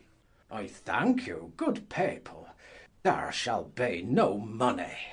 All shall eat and drink on my score, and I will apparel them all in one livery, that they may agree like brothers, and worship me their lord. The first thing we do, let's kill all the lawyers. Nay, that I mean to do. Is not this a lamentable thing, that of the skin of an innocent lamb should be made parchment? That parchment, being scribbled o'er, should undo a man? Some say the bee stings, but I say 'tis the bee's wax. For I did but sail once to a thing, and I was never mine own man since. How now, who's there? The clerk of Chatham. He can write and read and cast account. Oh, monstrous! We took him setting of boys' copies. Here's a villain. Has a book in his pocket with red letters in't. Nay, then he is a conjurer. Nay, he can make obligations and write court-hand. I am sorry for it. The man is a proper man of mine honour. Unless I find him guilty, he shall not die. Come hither, sirrah. I must examine thee. What is the name? Emmanuel. They used to write it on the top of letters. 'Twill go hard with you. Let me alone. Dost thou use to write the name, or hast thou marked thyself, like an honest plain dealing man? Sir, I thank God, I have been so well brought up that I can write my name. He hath confessed. Away with him. He is a villain and a traitor. Away with him, I say. Hang him with his pen and inkhorn about his neck. Where's our general? Here I am, thou particular fellow. Fly, fly, fly! Sir Humphrey Stafford and his brother are hard by, with the king's forces. Stand, villain, stand, or I'll fell thee down. I shall be encountered with a man as good as himself. He's but a knight, is a. No. To equal him, I will make myself a knight presently. Rise up, Sir John Mortimer. Now have at him.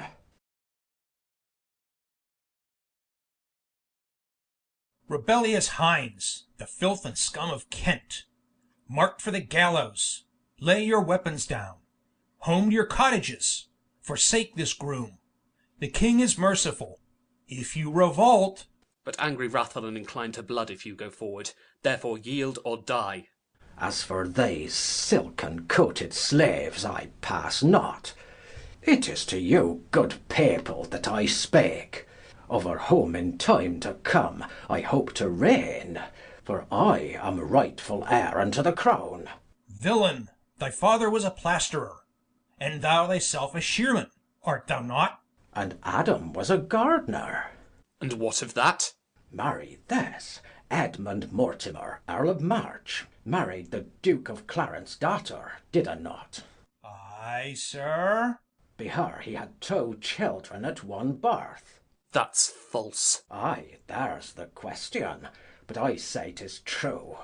The elder of them, being put to nurse, was by a beggar woman stolen away, and ignorant of his birth and parentage, became a bricklayer when he came to age. His son am I. Deny it if you can. Nay, 'tis too true, therefore he shall be king. Sir, he made a chimney in my father's house, and the bricks are alive at this day to testify it. Therefore deny it not. And will you credit this base drudge's words, that speaks he knows not what?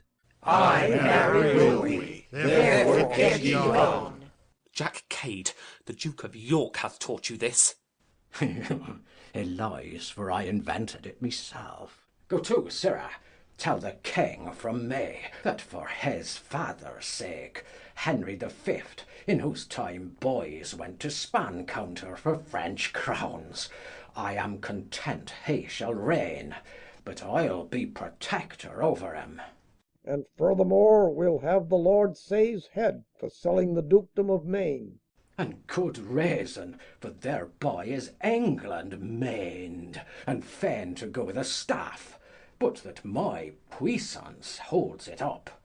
Fellow kings, I tell you that Lord Say hath gelded the Commonwealth, and made it an eunuch, and more than that, he can speak French, and therefore he is a traitor.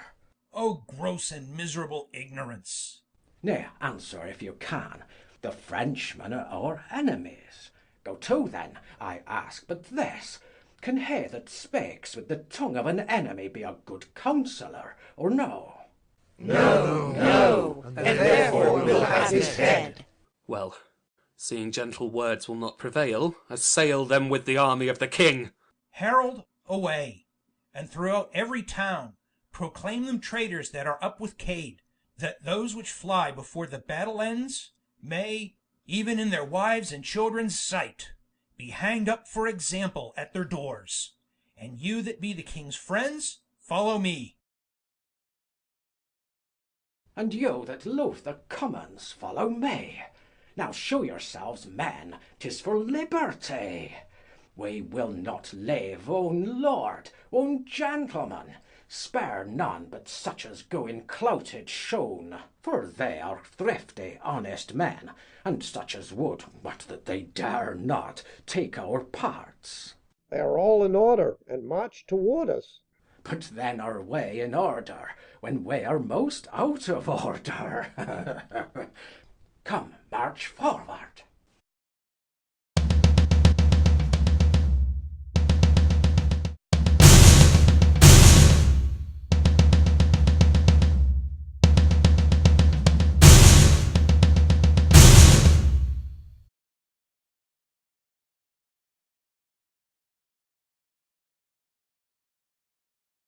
Where's Dick, the butcher of Ashford? Here, sir. They fell before thee like sheep and oxen, and thou behavedst thyself as if thou'dst been in thine own slaughter-house. Therefore thus will I reward thee. The Lent shall be as long again as it is, and thou shalt have a license to kill for 100 lacking one. I desire no more. And to speak truth, thou deservest no less. This monument of the victory will I bear. And the body shall be dragged at my horse heels till I do come to London, where we will have the mayor's sword borne before us. If we mean to thrive and do good, break open the jails and let out the prisoners. Fear not that, I warrant thee. Come, let's march towards London.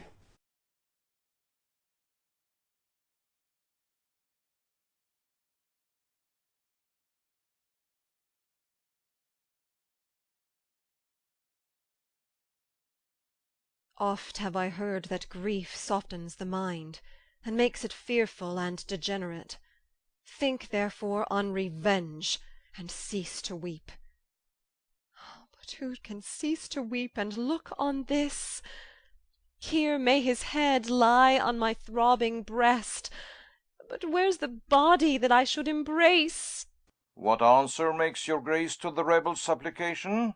I'll send some holy bishop to entreat, for God forbid so many simple souls should perish by the sword. And I myself, rather than bloody war shall cut them short, will parley with Jack Cade their general. But stay, I'll read it over once again. Ah, barbarous villains! Hath this lovely face ruled like a wandering planet over me, and could it not enforce them to relent, that were unworthy to behold the same? Lord say, Jack Cade hath sworn to have thy head. Ay, but I hope your highness shall have his. How now, madam? Still lamenting and mourning for Suffolk's death? I fear me, love, if that I had been dead, thou wouldst not have mourned so much for me. No, my love, I should not mourn, but die for thee. How now? What news? Why comest thou in such haste? The rebels are in Southwark. Fly, my lord. Jack Cade proclaims himself Lord Mortimer, descended from the Duke of Clarence house, and calls your grace usurper openly, and vows to crown himself in Westminster. His army is a ragged multitude of hinds and peasants, rude and merciless. Sir Humphrey Stafford and his brother's death hath given them heart and courage to proceed. All scholars, lawyers, courtiers, gentlemen, they call false caterpillars, and intend their death. O graceless men, they know not what they do. My gracious lord, return to Killingworth, until a power be raised to put them down. Ah, were the Duke of Suffolk now alive, these Kentish rebels would be soon appeased. Lord say, the traitors hate thee, therefore away with us to Killingworth. So might your grace's person be in danger. The sight of me is odious in their eyes, and therefore in this city will I stay, and live alone, as secret as I may. Jack Cade hath got in London Bridge. The citizens fly and forsake their houses. The rascal people, thirsting after prey, join with the traitor, and they jointly swear to spoil the city and your royal court. Then linger not, my lord. Away, take horse. Come, Margaret. God, our hope, will succour us. My hope is gone. Now Suffolk is deceased. Farewell, my lord. Trust not the Kentish rebels. Trust nobody, for fear you be betrayed. The trust I have is in mine innocence, and therefore am I bold and resolute.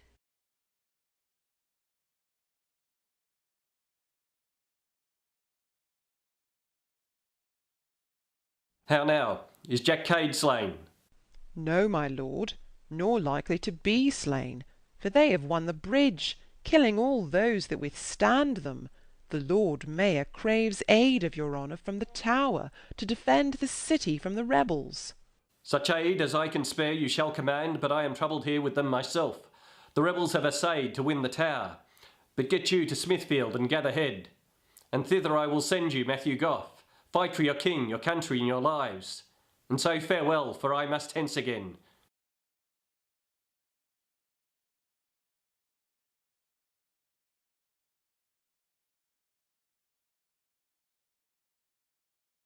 Now is Mortimer lord of this city, and here, sitten upon London stone, I charge and command that of the city's cost the pissin conduit run nothing but claret wine this first year of our reign.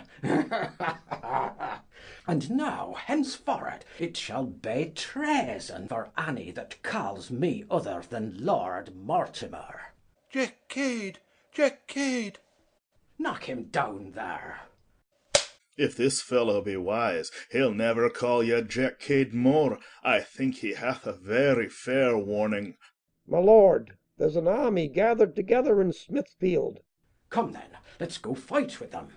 But first, go and set London Bridge on fire, and if you can, burn down the tower too.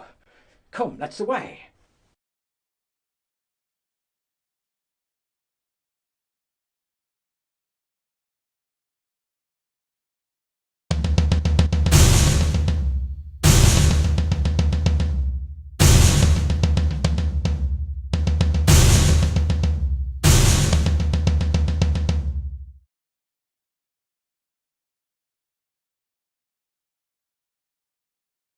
So, sirs, now go some and pull down the Savoy, others to the Inns of Court, down with them all.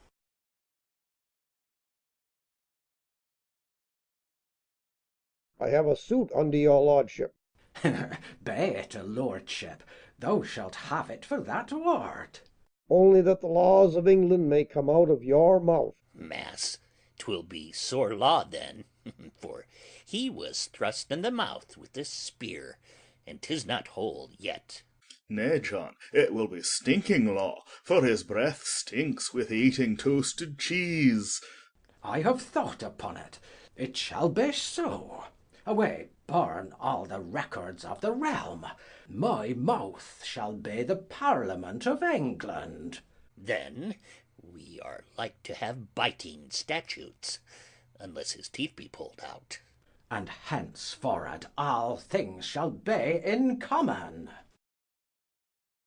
My lord, a prize, a prize! Here's the Lord Say, which sold the towns in France, he that made us pay 21 15s, and 1 shilling to the pound, the last subsidy. Well, he shall be beheaded for it 10 times.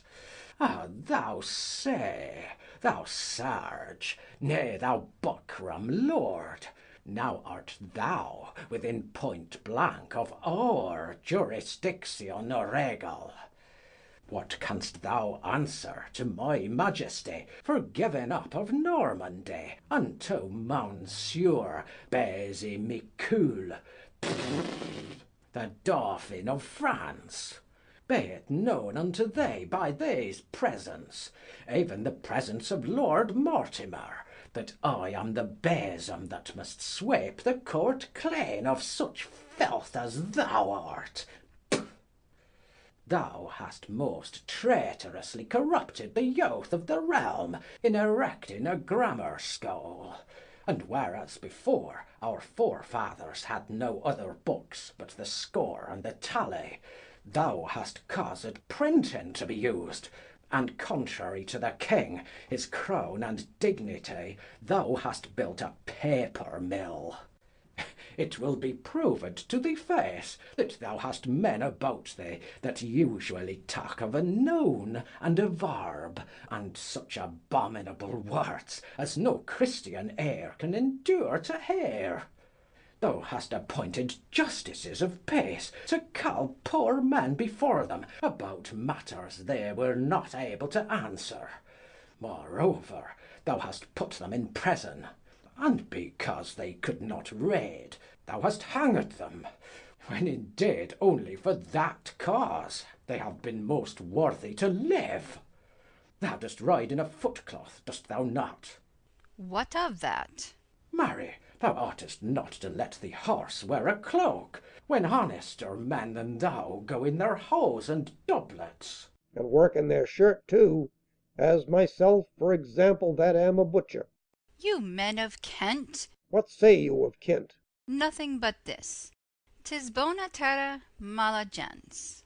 Away with him! Away with him! He speaks Latin.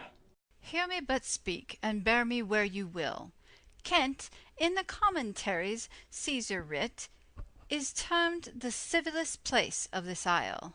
Sweet is the country, because full of riches; the people liberal, valiant, active, and wealthy, which makes me hope you are not void of pity. I sold not Maine, I lost not Normandy, yet to recover them would lose my life. Justice with favour have I always done. Prayers and tears have moved me, gifts could never. When have I aught exacted at your hands, but to maintain the king, the realm, and you? Large gifts have I bestowed on learned clerks, because my book preferred me to the king. And seeing ignorance is the curse of God, knowledge the wing wherewith we fly to heaven, unless you be possessed with devilish spirits, you cannot but forbear to murder me. This tongue hath parlayed unto foreign kings, for you behoof. When struckest thou one blow in the field? Great men have reaching hands. Oft have I struck those I never saw, and struck them dead. O monstrous coward! What, to come behind folks? These cheeks are pale for watching for your good. Give him a box o' the ear, and that will make him red again. Long sitting to determine poor men's causes hath made me full of sickness and diseases. Ye shall have a hempen cardle then, and the help of hatchet. Why dost thou quiver, man? The palsy, and not fear, provokes me. Nay, and nods at us, as how should say, I'll be even with you. I'll say if his head will stand steadier on a pole, or no. Take him away and behead him. Tell me wherein have I offended most? Have I affected wealth or honour? Speak! Are my chests filled up with extorted gold? Is my apparel sumptuous to behold? Whom have I injured, that ye seek my death? These hands are free from guiltless bloodshedding, this breast from harbouring foul deceitful thoughts. Oh, let me live! I fail remorse in myself with his words, but I'll bridle it. He shall die an it be for pleading so well for his life. Away with him! He has a familiar under his tongue. He speaks not a God's name. Go, take him away, I say, and strike off his head presently, and then break into his son-in-law's house, Sir James Cromer, and strike off his head, and bring them both upon 2 poles hither. It shall be done. Ah, countrymen, if when you make your prayers God should be so obdurate as yourselves, how would it fare with your departed souls? And therefore yet relent, and save my life. Away with him, and do as I command ye. The proudest peer in the realm shall not wear a head on his shoulders, unless a pay me tribute. There shall not a maid be married, but she shall pay to me her maidenhead ere they have it. Men shall hold of me in capite, and we charge and command that their wives be as free as heart can wish or tongue can tell. My lord, when shall we go to Cheapside, and take up commodities upon our bills? Marry, presently. Oh, brave! But is not this braver? Let them kiss one another, for they loved well when they were alive. Now part 'em again, lest they consult about the giving up of some more towns in France. Soldiers, defer the spoil of the city until night, for with these borne before us, instead of maces, will we ride through the streets, and at every corner have them kiss. Away!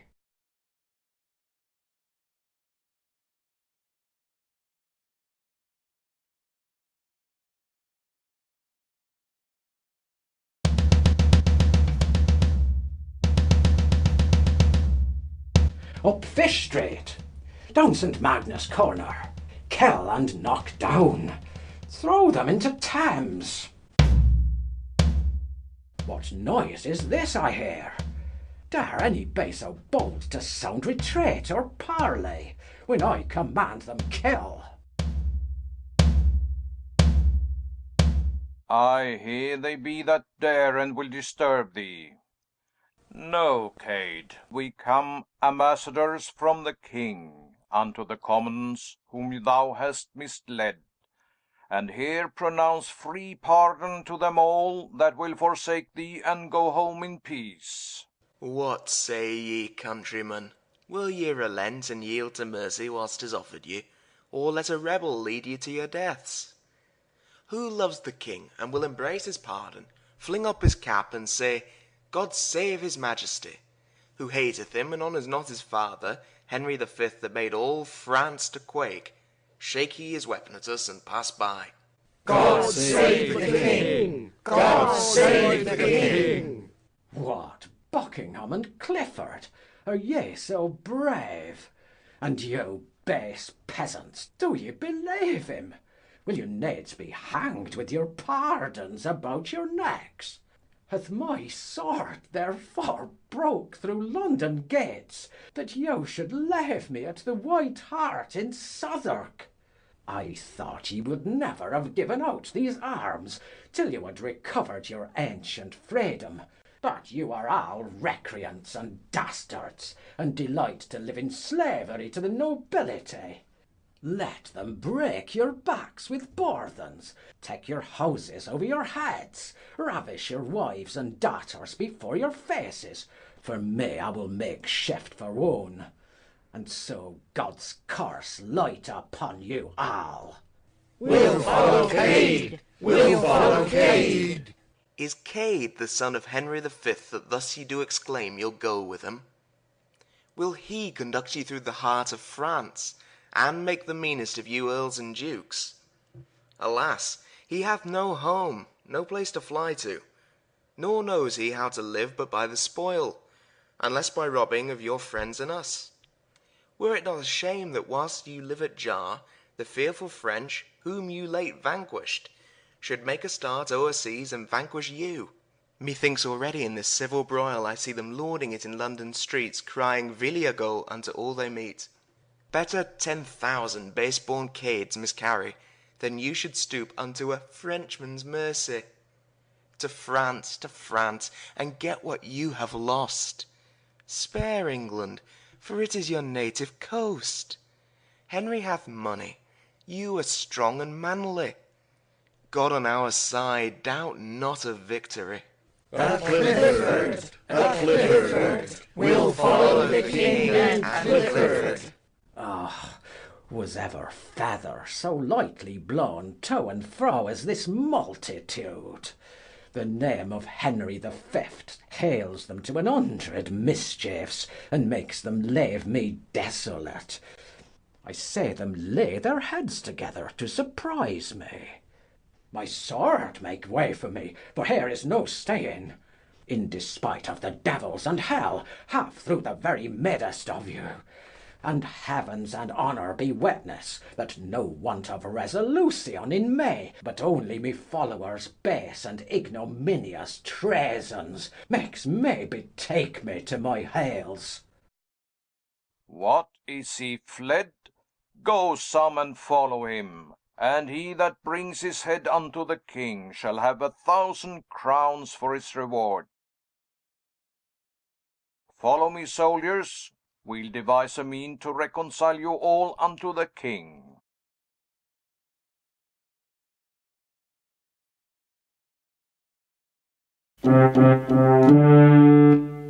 Was ever king that joyed an earthly throne, and could command no more content than I? No sooner was I crept out of my cradle, but I was made a king at 9 months old. Was never subject long to be a king, as I do long and wish to be a subject. Health and glad tidings to your majesty. Why, Buckingham, is the traitor Cade surprised, or is he but retired to make him strong? He is fled, my lord, and all his powers do yield. And humbly thus, with halters on their necks, expect your highness's doom of life or death. Then heaven, set ope thy everlasting gates to entertain my vows of thanks and praise. Soldiers, this day have you redeemed your lives, and showed how well you love your prince and country. Continue still in this so good a mind, and Henry, though he be unfortunate, assure yourselves, will never be unkind. And so, with thanks and pardon to you all, I do dismiss you to your several countries. God save the King! God save the King! Please it your grace to be advertised, the Duke of York is newly come from Ireland, and with a puissant and a mighty power of gallow-glasses and stout kerns is marching hitherward in proud array, and still proclaimeth as he comes along his arms are only to remove from thee the Duke of Somerset, whom he terms traitor. Thus stands my state, twixt Cade and York distressed, like to a ship that, having scaped a tempest, is straightway calmed and boarded with a pirate. But now is Cade driven back, his men dispersed, and now is York in arms to second him. I pray thee, Buckingham, go and meet him, and ask him what's the reason of these arms. Tell him I'll send Duke Edmund to the Tower, and Somerset, we'll commit thee thither until his army be dismissed from him. My lord, I'll yield myself to prison willingly, or unto death, to do my country good. In any case, be not too rough in terms, for he is fierce, and cannot brook hard language. I will, my lord, and doubt not so to deal, as all things shall redound unto your good. Come, wife, let's in, and learn to govern better. For yet may England curse my wretched reign.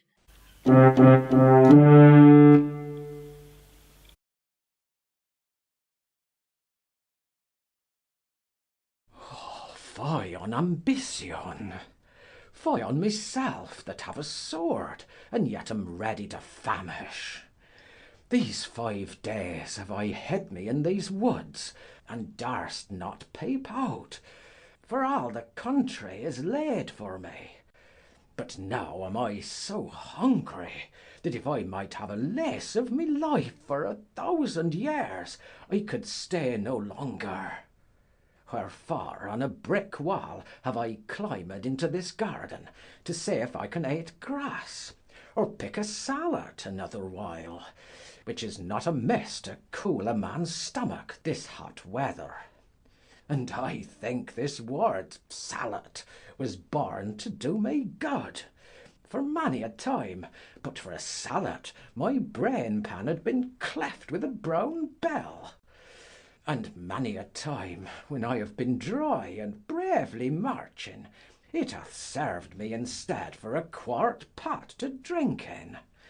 And now the word salad must serve me to feed on. Lord, who would live turmoiled in the court, and may enjoy such quiet walks as these? This small inheritance my father left me contenteth me, and worth a monarchy. I seek not to wax great by others' waning, or gather wealth, I care not with what envy. Sufficeth that I have maintains my state, and sends the poor well pleased from my gate. Here's the lord of the soil come to seize me for a stray, for entering his fee simple without leave. Ah, villain, thou wilt betray me, and get 1,000 crowns of the king, carrying my head to him. But I'll make thee eat iron like an ostrich, and swallow me sword like a great pin, ere thou and I part. Why, rude companion, whatsoever thou be, I know thee not. Why then should I betray thee? Is it not enough to break into my garden, and like a thief to come rob my grounds, climbing my walls in spite of me the owner, but thou wilt brave me with these saucy terms? Brave thee? I be the best blood that ever was broached, and bared thee too. Look on me well, I have ate no meat these 5 days. Yet come thou and the 5 men, and if I do not leave you all as dead as a door-nail, I pray God I may never eat grass more. Nay, it shall never be said, while England stands, that Alexander Iden, an esquire of Kent, took odds to combat a poor famished man. Oppose thy steadfast gazing eyes to mine. See if thou canst outface me with thy looks. Set limb to limb, and thou art far the lesser. Thy hand is but a finger to my fist, thy leg a stick compared with this truncheon. My foot shall fight with all the strength thou hast, and if my arm be heaved in the air, thy grave is digged already in the earth. As for words, whose greatness answers words, let this my sword report what speech forbears. By me valour, the most complete champion that ever I heard. Still, if thou turn the edge, or cut not out the burly boned clown in chines of beef, ere thou sleep in thy sheath, I beseech God on me knees thou mayst be turned to hobnails. I am slain. Famine and no other hath slain me. Let 10,000 devils come against me, and give me but the 10 males I have lost, and I'll defy them all. Wither garden, and be henceforth a burying place to all that do dwell in this house, because the unconquered soul of Cade is fled. Is't Cade that I have slain, that monstrous traitor? Sword, I will hallow thee for this thy deed, and hang thee over my tomb when I am dead. Never shall this blood be wiped from thy point, but thou shalt wear it as a herald's coat, to emblaze the honour that thy master got. Iden, farewell, and be proud of thy victory. Tell Kent from me, she hath lost her best man, and exhort all the world to be cowards. For I, that never feared any, am vanquished by famine, not by valour. How much thou wrong'st me, heaven be my judge. Die, damned wretch, the curse of her that bare thee. And as I thrust thy body in with thy sword, so wish I might thrust thy soul to hell. Hence will I drag thee headlong by the heels unto a dunghill which shall be thy grave, and there cut off thy most ungracious head, which I will bear in triumph to the king, leaving thy trunk for crows to feed upon.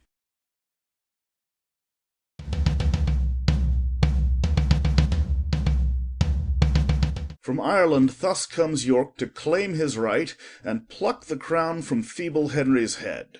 Ring bells aloud, burn bonfires clear and bright, to entertain great England's lawful king. Ah, sancta majestas, who would not buy thee dear? Let them obey that know not how to rule. This hand was made to handle naught but gold. I cannot give due action to my words, except a sword or sceptre balance it. A sceptre shall it have I a soul, on which I'll toss the flower de luce of France. Whom have we here? Buckingham to disturb me? The king hath sent him sure, I must dissemble. York, if thou mean'st well, I greet thee well. Humphrey of Buckingham, I accept thy greeting. Art thou a messenger, or come of pleasure? A messenger from Henry, our dread liege, to know the reason of these arms in peace, or why thou, being a subject as I am, against thy oath and true allegiance sworn, should raise so great a power without his leave, or dare to bring thy force so near the court. Scarce can I speak, my choler is so great. Oh, I could hew up rocks and fight with flint, I am so angry at these abject terms. And now, like Ajax Telamonius, on sheep or oxen could I spend my fury. I am far better born than is the king, more like a king, more kingly in my thoughts. But I must make fair weather yet a while, till Henry be more weak and I more strong. Buckingham, I prithee pardon me, that I have given no answer all this while. My mind was troubled with deep melancholy. The cause why I have brought this army hither is to remove proud Somerset from the king, seditious to his grace and to the state. That is too much presumption on thy part. But if thy arms be to no other end, the king hath yielded unto thy demand. The Duke of Somerset is in the Tower. Upon thine honour is he prisoner? Upon mine honour he is prisoner. Then, Buckingham, I do dismiss my powers. Soldiers, I thank you all. Disperse yourselves. Meet me tomorrow in St. George's Field. You shall have pay and everything you wish. And let my sovereign virtuous Henry command my eldest son, nay, all my sons, as pledges of my fealty and love. I'll send them all as willing as I live. Lands, goods, horse, armour, anything I have, is his to use, so Somerset may die. York, I commend this kind submission. We twain will go into his highness' tent. Buckingham, doth York intend no harm to us, that thus he marcheth with thee arm in arm? In all submission and humility York doth present himself unto your highness. Then what intends these forces thou dost bring? To heave the traitor Somerset from hence, and fight against that monstrous rebel Cade, who since I heard to be discomfited.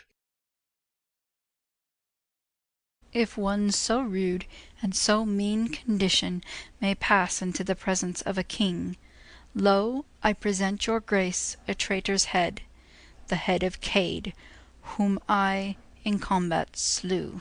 The head of Cade! Great God, how just art thou! O let me view his visage, being dead, that living wrought me such exceeding trouble. Tell me, my friend, art thou the man that slew him? I was. Ain't like your majesty. How art thou called? And what is thy degree? Alexander Iden, that's my name. A poor esquire of Kent, that loves his king. So please it you, my lord, 'twere not amiss he were created knight for his good service. Iden, kneel down. Rise up a knight. We give thee for reward 1,000 marks, and will that thou henceforth attend on us. May Iden live to merit such a bounty, and never live but true unto his liege. See, Buckingham, Somerset comes with the Queen. Go, bid her hide him quickly from the Duke. For 1,000 Yorks he shall not hide his head, but boldly stand and front him to his face. How now? Is Somerset at liberty? Then, York, unloose thy long imprisoned thoughts, and let thy tongue be equal with thy heart. Shall I endure the sight of Somerset? False king! Why hast thou broken faith with me, knowing how hardly I can brook abuse? King did I call thee? No, thou art not king, not fit to govern and rule multitudes, which darest not, no, nor canst not rule a traitor. That head of thine doth not become a crown. Thy hand is made to grasp a palmer's staff, and not to grace an awful princely sceptre. That gold must round engirt these brows of mine, whose smile and frown, like to Achilles' spear, is able with the change to kill and cure. Here is a hand to hold a sceptre up, and with the same to act controlling laws. Give place. By heaven, thou shalt rule no more o'er him whom heaven created for thy ruler. O monstrous traitor, I arrest thee, York, of capital treason against the king and crown. Obey, audacious traitor, kneel for grace. Wouldst have me kneel? First let me ask of these if they can brook I bow a knee to man. Sirrah, call in my sons to be my bail. I know, ere they will have me go to ward, they'll pawn their swords for my enfranchisement. Call hither Clifford. Bid him come amain, to say if that the bastard boys of York shall be the surety for their traitor father. O blood-besotted Neapolitan, outcast of Naples, England's bloody scourge! The sons of York, thy betters in their birth, shall be their father's bale, and bane to those that for my surety will refuse the boys. See where they come, I'll warrant they'll make it good. And here comes Clifford to deny their bail. Health and all happiness to my lord the king. I thank thee, Clifford. Say what news with thee? Nay, do not fright us with an angry look. We are thy sovereign, Clifford. Kneel again. For thy mistaking so, we pardon thee. This is my King York, I do not mistake, but thou mistakest me much to think I do. To Bedlam with him. Is the man grown mad? Ay, Clifford, a bedlam and ambitious humour makes him oppose himself against his king. He is a traitor. Let him to the Tower, and chop away that factious pate of his. He is arrested, but will not obey. His sons, he says, shall give their words for him. Will you not, sons? Ay, noble father, if our words will serve.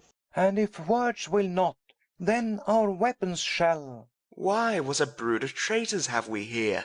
Look in a glass, and call thy image so. I am thy king, and thou a false-heart traitor. Call hither to the stake my two brave bears, that with the very shaking of their chains they may astonish these fell-lurking curs. Bid Salisbury and Warwick come to me. Are these thy bears? We'll bait thy bears to death, and manacle the bear-ward in their chains, if thou darest bring them to the baiting-place. Oft have I seen a hot overweening cur run back and bite, because he was withheld, who, being suffered with the bear's fell paw, hath clapped his tail between his legs and cried, and such a piece of service will you do, if you oppose yourselves to match Lord Warwick. Hence, heap of wrath, foul indigested lump, as crooked in thy manners as thy shape. Nay, we shall heat you thoroughly anon. Take heed, lest by your heat you burn yourselves. Why, Warwick, hath thy knee forgot to bow? Old Salisbury, shame to thy silver hair, thou mad misleader of thy brain-sick son. What, wilt thou on thy death-bed play the ruffian, and seek for sorrow with thy spectacles? O where is faith? O where is loyalty? If it be banished from the frosty head, where shall it find a harbour in the earth? Wilt thou go dig a grave to find out war, and shame thine honourable age with blood? Why art thou old, and wants experience? Or wherefore dost abuse it, if thou hast it? For shame! In duty bend thy knee to me, that bows unto the grave with mickle age. My lord, I have considered with myself the title of this most renowned duke, and in my conscience do repute his grace the rightful heir to England's royal seat. Hast thou not sworn allegiance unto me? I have. Canst thou dispense with heaven for such an oath? It is great sin to swear unto a sin, but greater sin to keep a sinful oath. Who can be bound by any solemn vow to do a murderous deed, to rob a man, to force a spotless virgin's chastity, to reave the orphan of his patrimony, to wring the widow from her customed right, and have no other reason for this wrong but that he was bound by a solemn oath?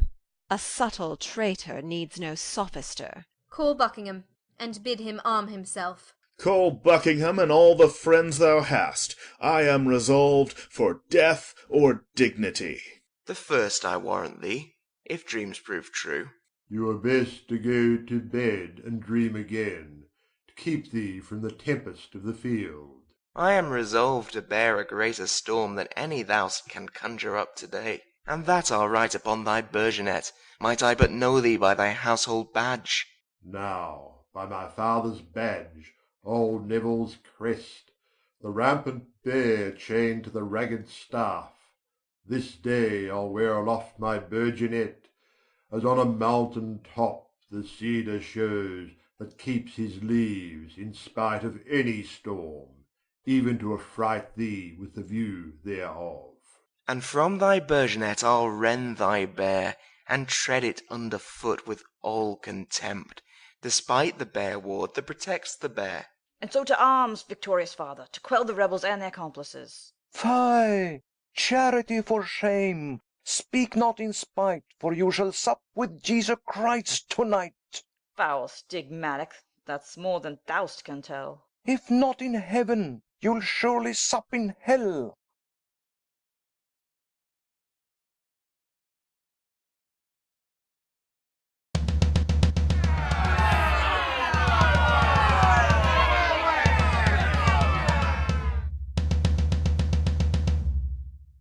Clifford of Cumberland, 'tis Warwick calls, and if thou dost not hide thee from the bear, now, when the angry trumpet sounds alarum, and dead men's cries do fill the empty air, Clifford, I say, come forth and fight with me.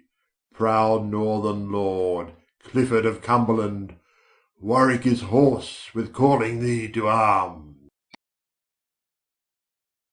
How now, my noble lord? What, all afoot? The deadly-handed Clifford slew my steed, but match to match I have encountered him, and made a prey for carrion kites and crows, even of the bonny beast he loved so well.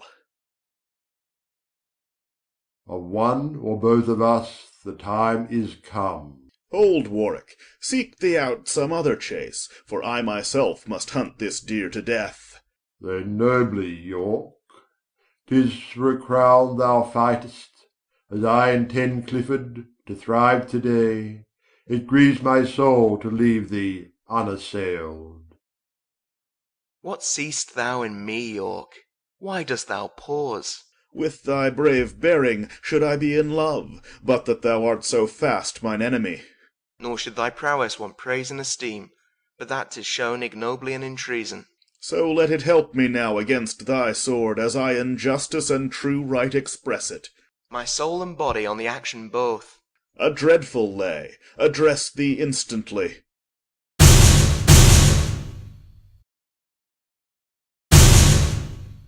La fin couronne les œuvres. Thus war hath given thee peace, for thou art still. Peace with his soul, heaven, if it be thy will. Shame and confusion, all is on the root. Fear frames disorder, and disorder wounds where it should guard. O war, thou son of hell, whom angry heavens do make their minister, throw in the frozen bosoms of our part hot coals of vengeance. Let no soldier fly.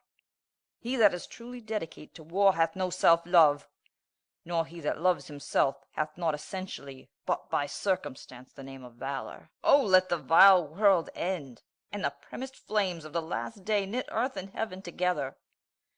Now let the general trumpet blow his blast, particularities and petty sounds to cease. Wast thou ordained, dear father, to lose thy youth in peace, and to achieve the silver livery of advised age, and in thy reverence in thy chair days thus to die in ruffian battle?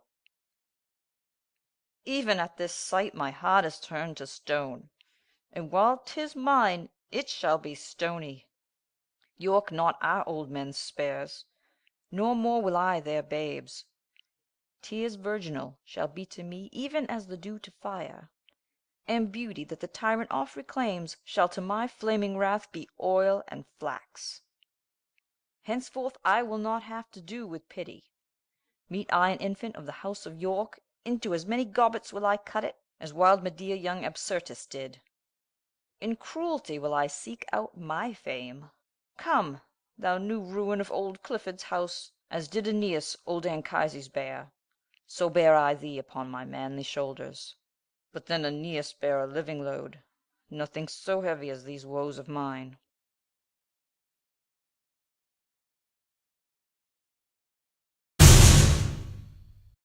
So lie thou there, for underneath an alehouse paltry sign, the castle in St. Albans, Somerset, hath made the wizard famous in his death. Sword, hold thy temper, Heart, be wrathful still. Priests, pray for enemies, but princes kill.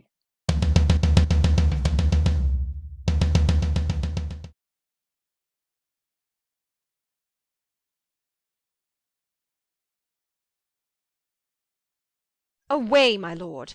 You are slow, for shame, away! Can we outrun the heavens? Good Margaret, stay.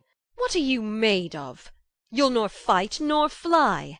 Now is it manhood, wisdom, and defence, to give the enemy way, and to secure us by what we can, which can no more but fly? If you be ta'en, we then should see the bottom of all our fortunes. But if we should haply scape, as well we may, if not through your neglect, we shall to London get, where you are loved, and where this breach now in our fortunes made may readily be stopped. But that my heart's on future mischief set, I would speak blasphemy ere bid you fly. But fly you must. Uncurable discomfort reigns in the hearts of all our present parts. Away for your relief, and we will live to see their day, and them our fortune give. Away, my lord, away!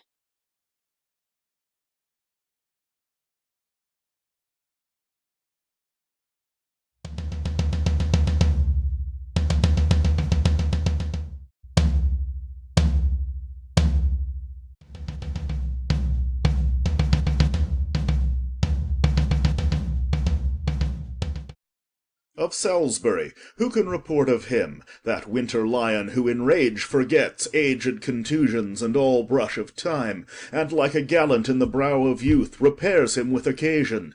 This happy day is not itself, nor have we won one foot, if Salisbury be lost.